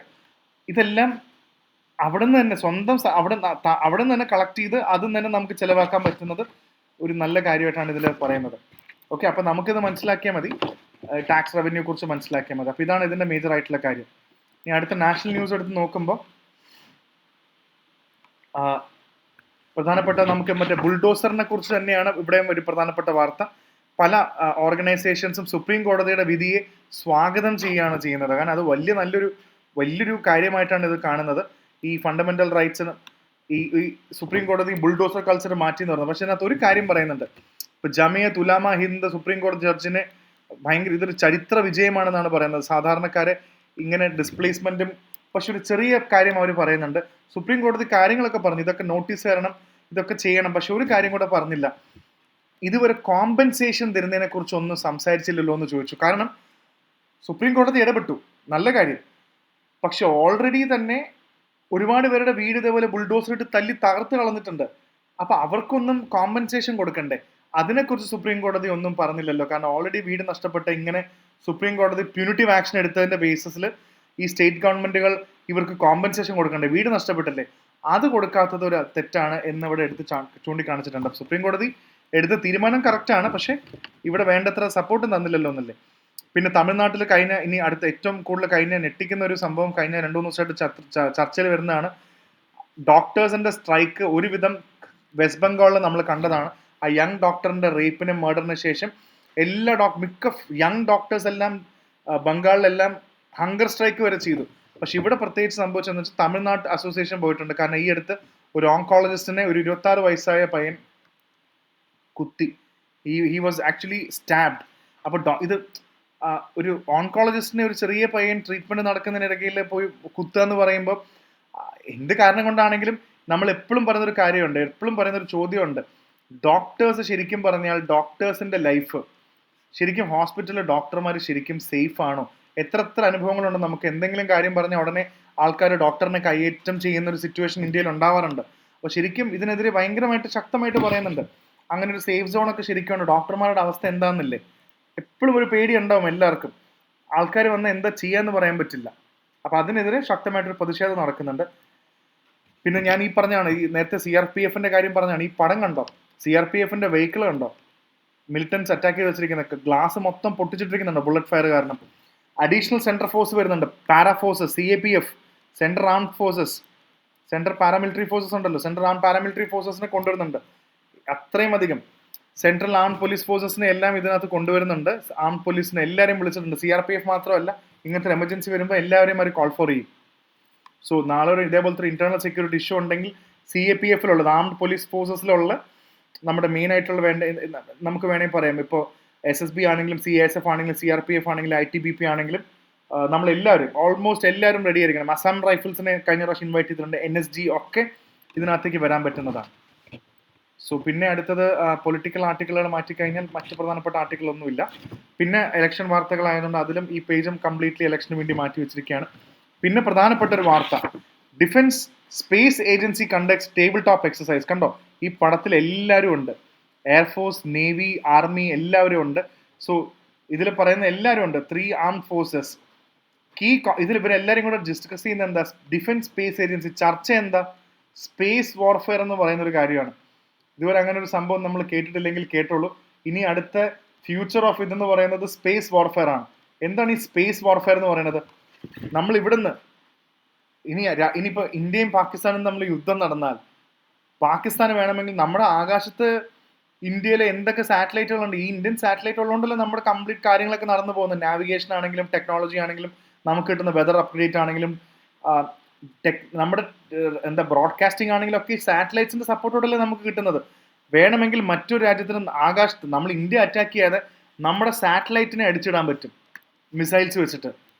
അത് വളരെയധികം ഇനി ഫ്യൂച്ചറിൽ നമ്മൾ ആലോചിക്കാൻ പോകുന്ന ഒരു വാർഫെയർ. അപ്പോൾ ഇന്ത്യൻ ആർമി അല്ലെങ്കിൽ ഇന്ത്യൻ ഡിഫൻസ് സ്പേസ് വാർഫെയറിന് തയ്യാറാണ്. അതിനെക്കുറിച്ച് കൂടുതൽ പഠിക്കാൻ വേണ്ടിയാണ്. ഇപ്പം നമുക്ക് അടുത്ത മെയിൻസിനൊക്കെ വളരെ ഇമ്പോർട്ടൻ്റ് ആയിട്ടൊരു ചോദ്യം കൂടെയാണ് സ്പേസ് വാർഫെയർ. എന്നാൽ പിന്നെ കൊള്ളാലോ, ഇനി യുദ്ധങ്ങൾ കടലിലും ആകാശത്തും അല്ലെങ്കിൽ കരയിലുമല്ല നടക്കുന്നത്, ഇനി സ്പേസിലായിരിക്കും. ഇന്ത്യയും പാകിസ്ഥാനും തമ്മിൽ യുദ്ധം നടന്നാൽ ഇവിടെയൊന്നും അല്ല ഫൈറ്റ് ചെയ്യുക, അവർ സ്പേസിലായിരിക്കും അങ്ങോട്ടും ഇങ്ങോട്ടും അറ്റാക്ക് ചെയ്ത് കളിക്കുന്നത്. അപ്പോൾ അതിനെതിരെ നമ്മൾ പ്രിവെൻറ്റ് ചെയ്യണം. So this is going to be a future also. നമ്മൾ വളരെയധികം പ്രിപ്പയർഡ് ആയിരിക്കണം ഇതിനു വേണ്ടി. അതൊരു ഇമ്പോർട്ടൻറ്റ് വാർത്തയാണ്. പിന്നെ എയർ ഇന്ത്യയുടെ പൈലറ്റ്സിന് ഇത് വലിയൊരു ചർച്ച വരുന്നുണ്ട്. കാരണം എയർ ഇന്ത്യയിൽ പലപ്പോഴും പറയുന്നുണ്ട് പൈലറ്റ്സിന് റെസ്റ്റ് കൊടുക്കണമെന്ന് ഭയങ്കര നിർബന്ധമുണ്ട്. പക്ഷേ പൈലറ്റ്സിന് വലിയൊരു റെസ്റ്റ് പീരീഡ് പ്രഖ്യാപിക്കുമ്പോൾ, ഇവിടെ തൊട്ടത് ഇത്രയും റെസ്റ്റ് പീരീഡ് പ്രഖ്യാപിച്ചിട്ട് അടുത്ത ഫ്ലൈറ്റ് ഫ്ലൈ ചെയ്ത് വരുമ്പോൾ ഇത്രയും റെസ്റ്റ് പീരീഡ് വരുന്നുണ്ട്. അപ്പോൾ ഇത്ര റെസ്റ്റ് പീരീഡ് വരുമ്പോൾ ഈ കാണുന്ന പീരീഡ് എന്ന് പറയുന്നത് എയർ ഇന്ത്യക്കും എയർലൈനും നഷ്ടമാണ്. അപ്പോൾ അവരെന്ത് ചെയ്യും? അവർ പുതിയ പൈലറ്റ്സിനെ അപ്പോയിന്റ് ചെയ്തിട്ട് അവർ ഫ്ലൈറ്റ് ഓടിച്ചുകൊണ്ടിരിക്കും. പക്ഷെ അങ്ങനെ വരുമ്പോൾ ഇപ്പോൾ ഉള്ള പൈലറ്റുമാരുടെ ശമ്പളം കുറയും. അപ്പോൾ അവർ ചോദിക്കുന്നുണ്ട്, ഈ ഞങ്ങൾ ലീവ് എടുക്കുന്നതിൻ്റെ എന്താണ് തെറ്റ്? കാരണം പൈലറ്റ് ഫറ്റീഗ് എന്ന് പറഞ്ഞ വലിയൊരു ചലഞ്ചാണ്. പൈലറ്റ്സിന്റെ മാനസിക നില ഭയങ്കര ഇമ്പോർട്ടൻ്റ് ആണ്. ഇവർക്ക് ഉറക്കമൊന്നുമില്ല, അല്ലെങ്കിൽ ഇവർ മൈൻഡ് ശരിയല്ലെങ്കിൽ എത്ര ആൾക്കാരുടെ ജീവിതത്തിന് ഒരു സമാധാനം പറയണമെന്നില്ല. അപ്പം അതുകൊണ്ട് അതാണ് ഈ വാർത്ത ഇവിടെ പ്രധാനമായിട്ട് ഉദ്ദേശിക്കുന്നത്. പിന്നെ ഫ്ലൈറ്റ് ക്യാൻസൽ, ഇതൊരു UPSCക്ക് നമുക്കൊരു പ്രിലിംസിന്റെ അല്ലെങ്കിൽ മറ്റ് പരീക്ഷകൾക്ക് ഒരു സംഭവം, ഒരു എന്താണ് വോൾക്കാനിക് ഇറപ്ഷൻ? ഫ്ലൈറ്റ് ബാലിയിലേക്കുള്ള ഫ്ലൈറ്റ്സ് എല്ലാം പലതും ക്യാൻസൽ ചെയ്ത് കളഞ്ഞു. എന്താ വോൾക്കാനിക് ഇറപ്ഷൻ സംഭവിച്ചു. നമുക്കറിയാം ഇങ്ങനെ വോൾക്കാനിക് ഇറപ്ഷൻ എന്ന് പറയുമ്പോൾ ഇതൊന്നും ഇങ്ങനെ മൊത്തം ആകാശത്ത് കൂടെ ഈ വോൾക്കാനിക് ഇറപ്ഷൻ കാരണം താഴേക്ക് വരുന്നതാണ്. ഈ പുക മുകളിലേക്ക് പോകും, ലാവ താഴേക്കും പോകും. So pyroclastic debris, ash. അപ്പോൾ അടുത്തൊരു ചോദ്യം, ഒരു വോൾക്കാനിക് ഇറപ്ഷൻ തന്നാൽ ജോഗ്രഫിയിലെ ഒരു ചോദ്യമാണ്, what are the different type of volcano? എന്താ ചോദിച്ചോട് അടുത്ത പ്രാവശ്യം. നിങ്ങൾ ജോഗ്രഫി ക്വസ്റ്റൻ ആയിട്ടാണോ കാണുന്നത്? ഞാൻ അതിനെ കറണ്ട് അഫയർ ക്വസ്റ്റൻ ആണ് കാണുന്നത്. പരീക്ഷയ്ക്ക് സിവിൽ സർവീസിനോ അല്ലെങ്കിൽ പരീക്ഷയ്ക്ക് ഡിഫറെന്റ് ടൈപ്പ് ഓഫ് വോൾക്കാനോ ചോദിച്ചാൽ ഇതിനൊരു ഇൻസ്പിറേഷൻ ആണ്. ഇനി മെയിൻസിന് എഴുതാൻ ചോദിച്ചാലും ഇത് ഇമ്പോർട്ടൻ്റ് ആണ്. അപ്പോൾ വോൾക്കാൻ, ഇനി അടുത്തത്, ഒരു വോൾക്കാനിക് ഇറപ്ഷൻ വന്നാൽ എന്തൊക്കെ ഗ്യാസുകളാണ് മുകളിലേക്ക് പോവുക, അല്ലെങ്കിൽ എന്തൊക്കെ ബൈ പ്രൊഡക്ട്സ് ആണ് ഒരു വോൾക്കാനിക് ഇറപ്ഷൻ കൊണ്ടുവരുന്നത്? ഇത് വളരെ ഇമ്പോർട്ടൻ്റ് ആണ്. ഞാൻ നേരത്തെ പറഞ്ഞ പോലെ പൈറോക്ലാസ്റ്റിക് ഡെബ്രി, ആഷ്, സൾഫർ, ഇതൊക്കെ ഇമ്പോർട്ടൻ്റ് ആണ്. ഇനി പ്രധാന കാര്യം, ഏതാണ് ഈ വോൾക്കാനോ? നമുക്ക് ഇന്തോനേഷ്യൻ ഐലൻഡ് ആണല്ലോ ബാലി. സോ അവിടുത്തെ വോൾക്കാനോയുടെ പേരാണ് മൗണ്ട് ലെവോട്ടോബി. മൗണ്ട് ലെവോട്ടോബി എന്നാണ് ഇതിന്റെ പേര്. സോ അതിൽ ഏറ്റവും ഇമ്പോർട്ടൻറ്റ് ലാക്കി, അതാണ് വോൾക്കാനോ. നല്ല പേരല്ല, ഓർക്കാൻ എളുപ്പമല്ലേ. ലാക്കി എന്നുള്ളതാണ് അതിന്റെ വോൾക്കാനോയുടെ പേര്. Mount Lewotobi, Laki volcano. So നാളെ പരീക്ഷയ്ക്ക് ചോദിക്കുകയാണ്, Laki volcano appeared in the news is in which country എന്ന് ചോദിച്ചാൽ ഇന്തോനേഷ്യ, മലേഷ്യ, സിംഗപ്പൂർ, ഫിലിപ്പീൻസ് എന്ന് ചോദിച്ചാൽ ഇന്തോനേഷ്യ ആണെന്ന് ഓർക്കണം. ലാക്കി ലെവോട്ടോബി മൗണ്ടൻസ്. സോ ഇവിടെ നിന്നാണ് വരുന്നത്. സോ ഇത് അതുകൊണ്ട് ഫ്ലൈറ്റുകളെല്ലാം ക്യാൻസൽ ചെയ്തു എന്നാണ് പറയുന്നത്. നമുക്കിത് ചെറിയ കാര്യമാണ്, പക്ഷേ നമുക്ക് ജോഗ്രഫിയിൽ പോയി പഠിക്കാൻ വലിയൊരു ടോപ്പിക്കാണ് ഞാനിവിടെ തന്നിരിക്കുന്നത്. ഓക്കെ, അതും കൂടെ വെച്ച് മനസ്സിലാക്കാം. പിന്നെ അടുത്ത പ്രധാനപ്പെട്ട കാര്യം, ഇന്ത്യയിലെ പുതിയ കോച്ചിങ് സെൻറ്റേഴ്സിന് ഇത് വന്നിരിക്കുകയാണ്. ഇത് വളരെ ഇമ്പോർട്ടൻ്റ് ആയിട്ടൊരു കാര്യമാണ്. ഇപ്പോൾ പല ആൾക്കാരും റിസൾട്ട് വലിയൊരു ചലഞ്ചാണ് ഇന്ത്യയിൽ. കാരണം ഇത്ര IAS സ്റ്റുഡൻസ് ഇവിടെ പഠിച്ചു, അല്ലെങ്കിൽ ഇത്ര IAS, അല്ലെങ്കിൽ സിവിൽ സർവൻസ് മാത്രമല്ല കേട്ടോ, ഇതിൽ IAS എന്ന് മാത്രം IAS കോച്ചിങ് സെൻറ്റർ മാത്രമല്ല, നെറ്റ്, നീറ്റ് വരുന്ന എല്ലാ കോച്ചിങ് സെൻറ്റേഴ്സിൻ്റെയും റിസൾട്ട്സ് ഇമ്പോർട്ടൻ്റ് അല്ലേ. ഇയാൾ ഇവിടെയാണ് പഠിച്ചതാണ് നോക്കുമ്പോൾ എല്ലാ പത്രത്തിലും ഒരാളുടെ ഫോട്ടോ വരും. ഇനി ഇങ്ങനെ ഫോട്ടോസൊക്കെ വെക്കണമെങ്കിൽ, ഒരു റിസൾട്ട് കിട്ടിയ IAS IPS ഫോട്ടോ ഒക്കെ വെക്കണമെങ്കിൽ അവരുടെ റിട്ടേൺ കൺസെൻ്റ് ഒക്കെ വേണം. ഞങ്ങളിങ്ങനെ ഫോട്ടോ വെക്കുന്നുണ്ടെന്ന് അവരോടും കൂടെ ചോദിച്ചിട്ടാണ് വെക്കേണ്ടത്. അപ്പോൾ ഇങ്ങനെ വെക്കുമ്പോൾ പല സ്റ്റുഡൻസും ഇത് കണ്ടിട്ട് മിസ്ലീഡിങ് അഡ്വർടൈസ്മെന്റ് എന്ന് പറയുന്നുണ്ട്. അതായത് നമ്മൾ ഇന്ന സ്റ്റുഡൻസ് ഇവിടെ IAS കിട്ടിയ ആൾക്കാരാണ്, നിങ്ങൾ ആ സിനിമയിലൊക്കെ കണ്ടിട്ടുണ്ടാവും. അപ്പോൾ ഇതിനൊക്കെ കൃത്യമായൊരു നിയമം കൊണ്ടുവരാൻ പോവുകയാണ്. അതാണ് ഇതിന്റെ പ്രധാനപ്പെട്ട കാര്യം. സോ അതാണ് ഇതിന്റെ മെയിൻ ആയിട്ടുള്ള വാർത്ത എന്ന് പറയുന്നത്. ഓക്കെ, സോ ഇതൊക്കെ വരും. പക്ഷെ എന്നാലും ഇഷ്ടംപോലെ അക്കാഡമീസ് പിന്നെയും ഫോട്ടോ വെച്ച് ഇഷ്ടംപോലെ അഡ്മിഷൻസ് കൊണ്ടുവരികയും ചെയ്യും. പിന്നെ അടുത്തത് UPSC ആയിട്ട് ബന്ധപ്പെട്ട ഒരു വാർത്തയാണ്, സിവിൽ സർവീസ് ആയിട്ട് ബന്ധപ്പെട്ട വാർത്തയാണ്. നിങ്ങൾക്ക് അറിയുന്ന കാര്യമാണ്, OBC കാൻഡിഡേറ്റ്സിന് റിസർവേഷൻ എടുക്കാൻ പറ്റും. പക്ഷെ അതിൽ ക്രീമി ലെയർ എന്ന് പറഞ്ഞ ഒരു പ്രത്യേക ലിമിറ്റ് ഉണ്ട്. കാരണം OBC എന്ന് പറയുമ്പോൾ വലിയൊരു ഗ്രൂപ്പാണ്, SC ST പോലെയല്ല, വലിയൊരു ഗ്രൂപ്പാണ്. അതിൽ ഡെഫിനറ്റ്ലി ക്രീമി ലെയർ എന്ന് പറഞ്ഞൊരു സംഭവമുണ്ട്. അപ്പോൾ OBC ആയതുകൊണ്ട് മാത്രം നിങ്ങൾക്ക് റിസർവേഷൻ ക്ലെയിം ചെയ്യാൻ പറ്റില്ല.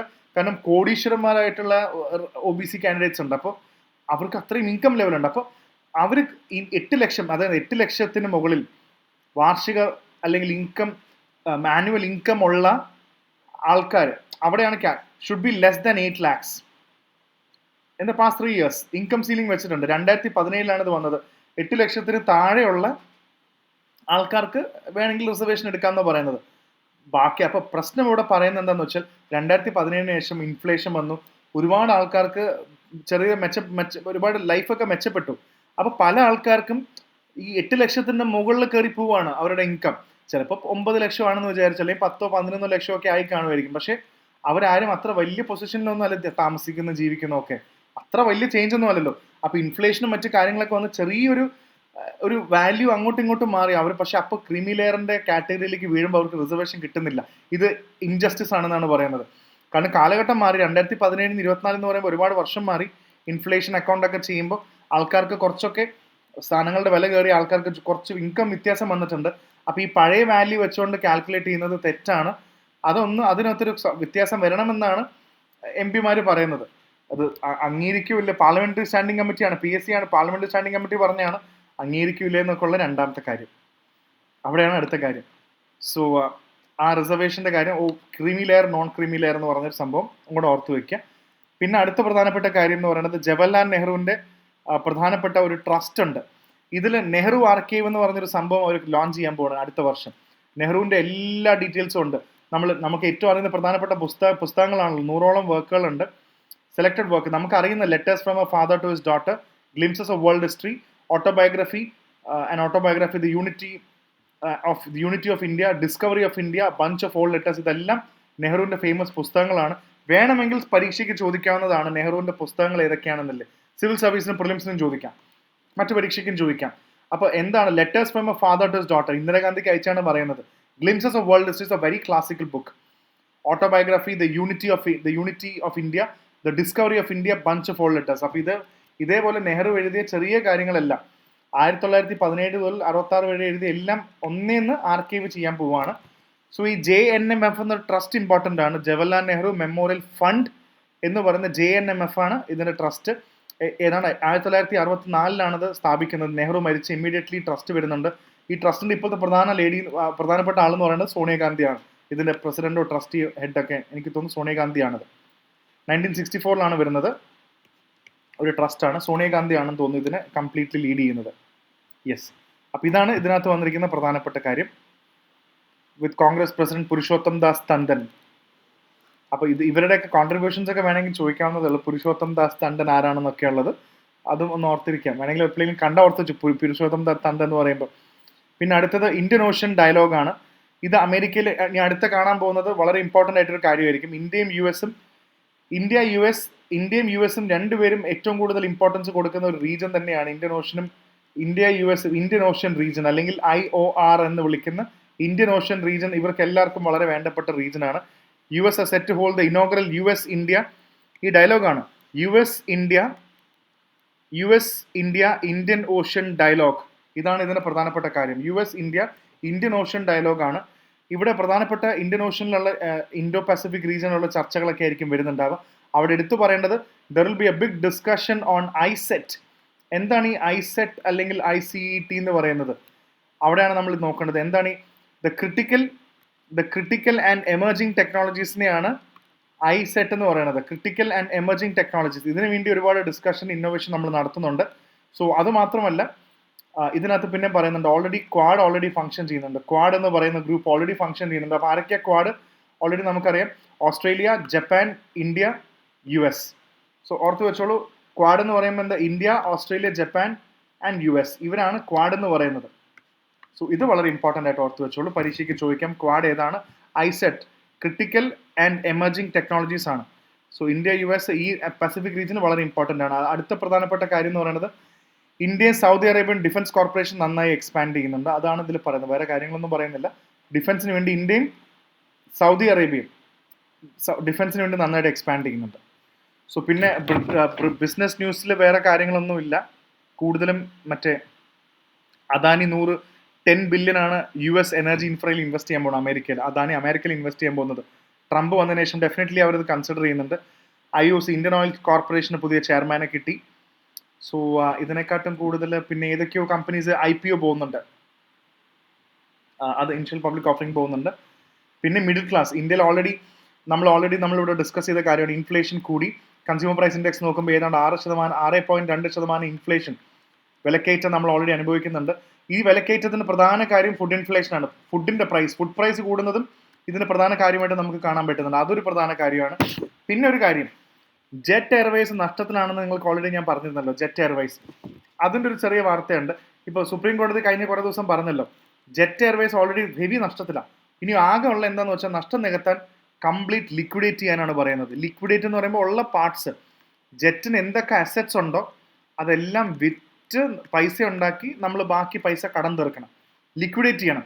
അപ്പോൾ ഈ അടുത്ത് പറഞ്ഞു ലീഗൽ നോട്ടീസ് കൊടുത്ത സ്ഥിതിക്ക് ജെറ്റിൻ്റെ തന്നെയാണ്. അതായത് ഏകദേശം 30 കോടി വില വരുന്ന പാർട്സ് ഇവർ ഇല്ലീഗലി വിറ്റ് കളഞ്ഞു. ലിക്വിഡേറ്റ് ചെയ്യുന്നതിന് മുമ്പേ തന്നെ ജെറ്റ് എയർവേസിന്റെ കുറെ 30 കോടി വരുന്ന പാർട്സ് എല്ലാം വിറ്റു, കംപ്ലീറ്റ്ലി എടുത്ത് വിറ്റു ഒരു ബ്ലാക്ക് മാർക്കറ്റിൽ പൈസ അതെങ്കിലും കിട്ടിക്കോട്ടെ എന്ന് വിചാരിച്ചിട്ട്. സോ അതാണ് ഇവിടെ പ്രധാനപ്പെട്ട ഒരു കാര്യം. പിന്നെ അടുത്ത ഇന്റർനാഷണൽ പേജ് നോക്കുന്ന സമയത്ത് ഇന്തോനേഷ്യ ആൻഡ് ഓസ്ട്രേലിയ, ഇത് പരീക്ഷയ്ക്ക് വേണമെങ്കിൽ സിവിൽ സർവീസിനോ മറ്റ് എക്സാംസിനൊക്കെ ചോദിക്കാൻ സാധ്യതയുണ്ട്. എന്താണ് കെറിസ് വൂമേറ? ഇത് വളരെ ഇമ്പോർട്ടൻ്റ് ആണ്. എന്താണ് കെറിസ് ഒന്നുകൂടെ എഴുതാം. എന്താണ് കെറിസ് വൂമേറ? കെവിസ് അല്ല, ആറാണത്. പേനയ്ക്ക് ചെറിയ പ്രശ്നമുള്ളതുകൊണ്ടാണ്. എന്താണ് ഈ കെറിസ് വൂമേറ എന്ന് പറഞ്ഞ ഇവിടെ കണ്ടോ? 4-day exercise named കെറിസ് വൂമേറ. ഇന്തോനേഷ്യയും ഓസ്ട്രേലിയയും തമ്മിലുള്ള ഒരു ഡിഫൻസ് എക്സസൈസ് ആണത്. ഡിഫൻസ് പാക്റ്റും കൂടാണ് കെറിസ് വൂമേറ. സോ നാളെ പ്രിലിംസിനോ സിവിൽ സർവീസിനോ അല്ലെങ്കിൽ ഏതെങ്കിലും പരീക്ഷയ്ക്ക് ചോദിക്കാം കെറിസ് വൂമേറ appeared in the news recently. എന്താണിത്? It's a exercise between India and Australia, Indonesia, Australia, China and Philippines എന്നൊക്കെ പറയുമ്പോൾ നമുക്ക് അറിയണം എന്താണ് കെറിസ് ബൂമേറ എന്ന് പറയുന്നത്. ചെറിയൊരു ന്യൂസ് ആണ്, പക്ഷെ നമുക്ക് അതിനകത്ത് പരീക്ഷയ്ക്ക് ചോദിക്കാൻ സാധ്യതയുണ്ട്. പിന്നെ ഇമ്രാൻഖാന്റെ കുറെ കാര്യങ്ങൾ പറയുന്നുണ്ട്. ശ്രീലങ്കയിൽ ഇലക്ഷൻ വരാൻ പോവാണ്. ഓൾറെഡി അവിടെയുള്ള ആൾക്കാർക്ക് എക്സിസ്റ്റിംഗ് ഗവൺമെന്റിന് വിശ്വാസമില്ല. അപ്പോൾ ഒരു പുതിയ മാറ്റം വേണം എന്നാണ് അവിടുത്തെ തമിഴ് ആൾക്കാരും സിംഹളി ആൾക്കാരും മുസ്ലിംസും ആഗ്രഹിക്കുന്നത്. അപ്പോൾ അതാണ് അതിന്റെ പ്രധാനപ്പെട്ട കാര്യം. പിന്നെ ട്രംപ് എല്ലാവരെയും പുതിയ ആൾക്കാരെ എലോൺ മസ്കിനെയൊക്കെ അപ്പോയിന്റ് ചെയ്തിട്ടുണ്ടല്ലോ. എലോൺ മസ്കിനെയും അതേപോലെ തന്നെ വിവേക് രാമസ്വാമിനെയൊക്കെ ഒരു പുതിയ ഡിപ്പാർട്ട്മെന്റ് ഓഫ് ഗവൺമെന്റ് എഫിഷ്യൻസി എന്ന് പറഞ്ഞ ഒരു ഏജൻസി ഉണ്ടല്ലോ, ഡോച്ച്, അതായത് ഡിപ്പാർട്ട്മെന്റ് ഓഫ് ഗവൺമെന്റ് എഫിഷ്യൻസി, ഇതിന്റെ ലീഡേഴ്സ് ആയിട്ട് എലോൺ മസ്കിനെയും വിവേക് രാമസ്വാമിനെയും അപ്പോയിന്റ് ചെയ്തിട്ടുണ്ട്. സോ പിന്നെ അടുത്ത പ്രധാനപ്പെട്ട കാര്യം നമ്മൾ ഇതിൽ എടുത്തു പറയേണ്ടത്, ഓൾറെഡി ഇതിനകത്ത് ഇവിടെ വന്നതാണ്, അത് നമുക്ക് ഇവിടെ തന്നെ എടുത്ത് നോക്കാവുന്നതാണ്. ഓൾറെഡി COP13 ബക്കു അസർബൈജാനിൽ കഴിഞ്ഞ സ്ഥിതിക്ക് ഏകദേശം 5 ട്രില്യൺ ക്ലൈമറ്റ് ആക്ഷന് വേണ്ടി ഫണ്ട് കണ്ടെത്തണം എന്നാണ് പറഞ്ഞിരിക്കുന്നത്. അത് വേറൊന്നുമല്ല, ഞാൻ ഓൾറെഡി ഡിസ്കസ് ചെയ്ത് അടുത്ത പ്രാവശ്യം നമ്മൾ ഉറപ്പായിട്ടും പരീക്ഷയ്ക്ക് ചോദിക്കുന്ന ഒരു കാര്യമാണ്. NCQG എന്താണെന്ന് ചോദിക്കും. ന്യൂ കളക്റ്റീവ് ക്വാണ്ടിഫൈഡ് ഗോൾ എന്നാണ് അതിൻ്റെ അർത്ഥം. ഡെവലപ്പിംഗ് കൺട്രീസും ഡെവലപ്ഡ് കൺട്രീസും തമ്മിലുള്ള ഇഷ്യൂ ആണ്. ഡെവലപ്പിംഗ് കൺട്രീസിന് ഫണ്ട് ആവശ്യമുണ്ട്. അങ്ങനെ വരുമ്പോൾ ഏകദേശം 2030 വരുമ്പോൾ തന്നെ നമുക്ക് ഏകദേശം 5 മുതൽ 6.8 ട്രില്യൺ വരെ നമുക്ക് റേസ് ചെയ്യണം. അത് NDC എന്താണ്? Nationally determined contribution. NDC, nationally determined contribution. ഇന്ത്യയുടെ NDC എന്ന് പറയുമ്പോൾ ഇന്ത്യ എത്രത്തോളം സ്വന്തമായി വില്ലിംഗ് ആണ് കോൺട്രിബ്യൂട്ട് ചെയ്യാൻ, അതാണ് ഇന്ത്യയുടെ NDC. Pakistan contribute, Japan contribute, ഇന്ത്യയുടെ NDC നമ്മൾ കോൺട്രിബ്യൂട്ട് ചെയ്യുന്നതാണ്. സോ അതിൽ ഡെവലപ്പിംഗ് രാജ്യങ്ങൾക്ക് ഫണ്ട് കൊടുക്കണം. അത് ഇത്ര ബില്യൺ, ശരിക്കും 100 ബില്യൺ ആണ് പറഞ്ഞിരുന്നത്, പക്ഷെ അതിപ്പോൾ ട്രില്യൺ കണക്കിന് 2030 ഫണ്ട് അറേഞ്ച് ചെയ്യണം. നമ്മൾ എല്ലാവരും കൂടെ അറേഞ്ച് ചെയ്യണം, ക്ലൈമറ്റ് ചേഞ്ചിന് വേണ്ടി ഉപയോഗിക്കണം. സോ NCQG എന്താണെന്നും കൂടെ ഓർത്ത് വെച്ചോ, അത് വളരെ വളരെ ഇമ്പോർട്ടൻ്റ് ആണ്. NCQG very very important. പിന്നെ ബ്രിട്ടീഷ് ഓത്തർ ബുക്കർ സമന്ത ഹാർവിക്ക് പ്രൈസ് കിട്ടിയെന്നാണ് ഇതിനകത്ത് ഫൈനലായിട്ട് പറയുന്നത്. സോ ഇത്രയും കാര്യങ്ങളാണ് ഇതിനായിട്ട് വരുന്നത്. സോ ഡെഫിനറ്റ്ലി നിങ്ങൾ ശ്രദ്ധിക്കുക. ആൻഡ് ഇന്നലെയും ഒരുപാട് കാര്യങ്ങൾ ചോദിച്ചുകൊണ്ട്, സോ കറണ്ട് അഫയേഴ്സ് ക്ലാസ്സിനെ കുറിച്ച് ചോദിച്ചുകൊണ്ട് പലരും രണ്ടാണെന്ന് ചോദിക്കുന്നത്. നമ്മൾ ഇതിനകത്ത് ഇന്ന കാര്യം ഇമ്പോർട്ടൻ്റ് ആണെന്നേ പറയുന്നുള്ളൂ. ഇപ്പം നമുക്കിത് കൂടുതൽ എക്സ്പ്ലെയിൻ ചെയ്യാൻ പറ്റിയിട്ടില്ല. ഇപ്പോൾ ഉദാഹരണത്തിന് ആർട്ടിക്കിൾ 142, അത് കറണ്ട് അഫയേഴ്സ് ക്ലാസ്സിൽ ഞാൻ അതുകൊണ്ടാണ് കറണ്ട് അഫയേഴ്സ് ക്ലാസ് നമ്മൾ ഫ്രൈഡേസ് വെക്കുന്നത്. സാറ്റർഡേസ് CSATന്റെ ക്ലാസ് ഉണ്ട്. അപ്പോൾ നിങ്ങൾക്ക് ഇതിൽ ഏതെങ്കിലും ആവശ്യം ഉണ്ടെങ്കിൽ ഡെഫിനറ്റ്ലി കോൺടാക്ട് ചെയ്യാവുന്നതാണ്. ഈ കോൺടെക്സ്റ്റ് ഇങ്ങനെ പറഞ്ഞു പോകുന്നതും ക്ലാസ്സിൽ വളരെ ഡെപ്തിലാണ് നമ്മൾ പറയുന്നത്. അതാണ് അതിന്റെ വ്യത്യാസം. ഓക്കെ, 25 റിവിഷൻ നോക്കുന്ന ആൾക്കാരാണെങ്കിലും നിങ്ങൾ നമ്മുടെ റിവിഷൻ ബാച്ചിലേക്ക് ജോയിൻ ചെയ്യാവുന്നതാണ്. ആൻഡ് അതേപോലെ നമ്മൾ ഈ മാസം തന്നെ we are starting the 2026 batch. 26 online batch start ചെയ്യുന്നുണ്ട്. ഇതേപോലെ തന്നെ നമ്മൾ കംപ്ലീറ്റ് കാര്യങ്ങളും 26 വരെ നമുക്ക് പഠിച്ചു പോകാം. നിങ്ങളുടെ ഫെസിലിറ്റി തന്നെ പഠിച്ചു പോകുന്ന കാര്യം കൂടെ ലോഞ്ച് ചെയ്യുന്നുണ്ട്. Okay, so thank you so much.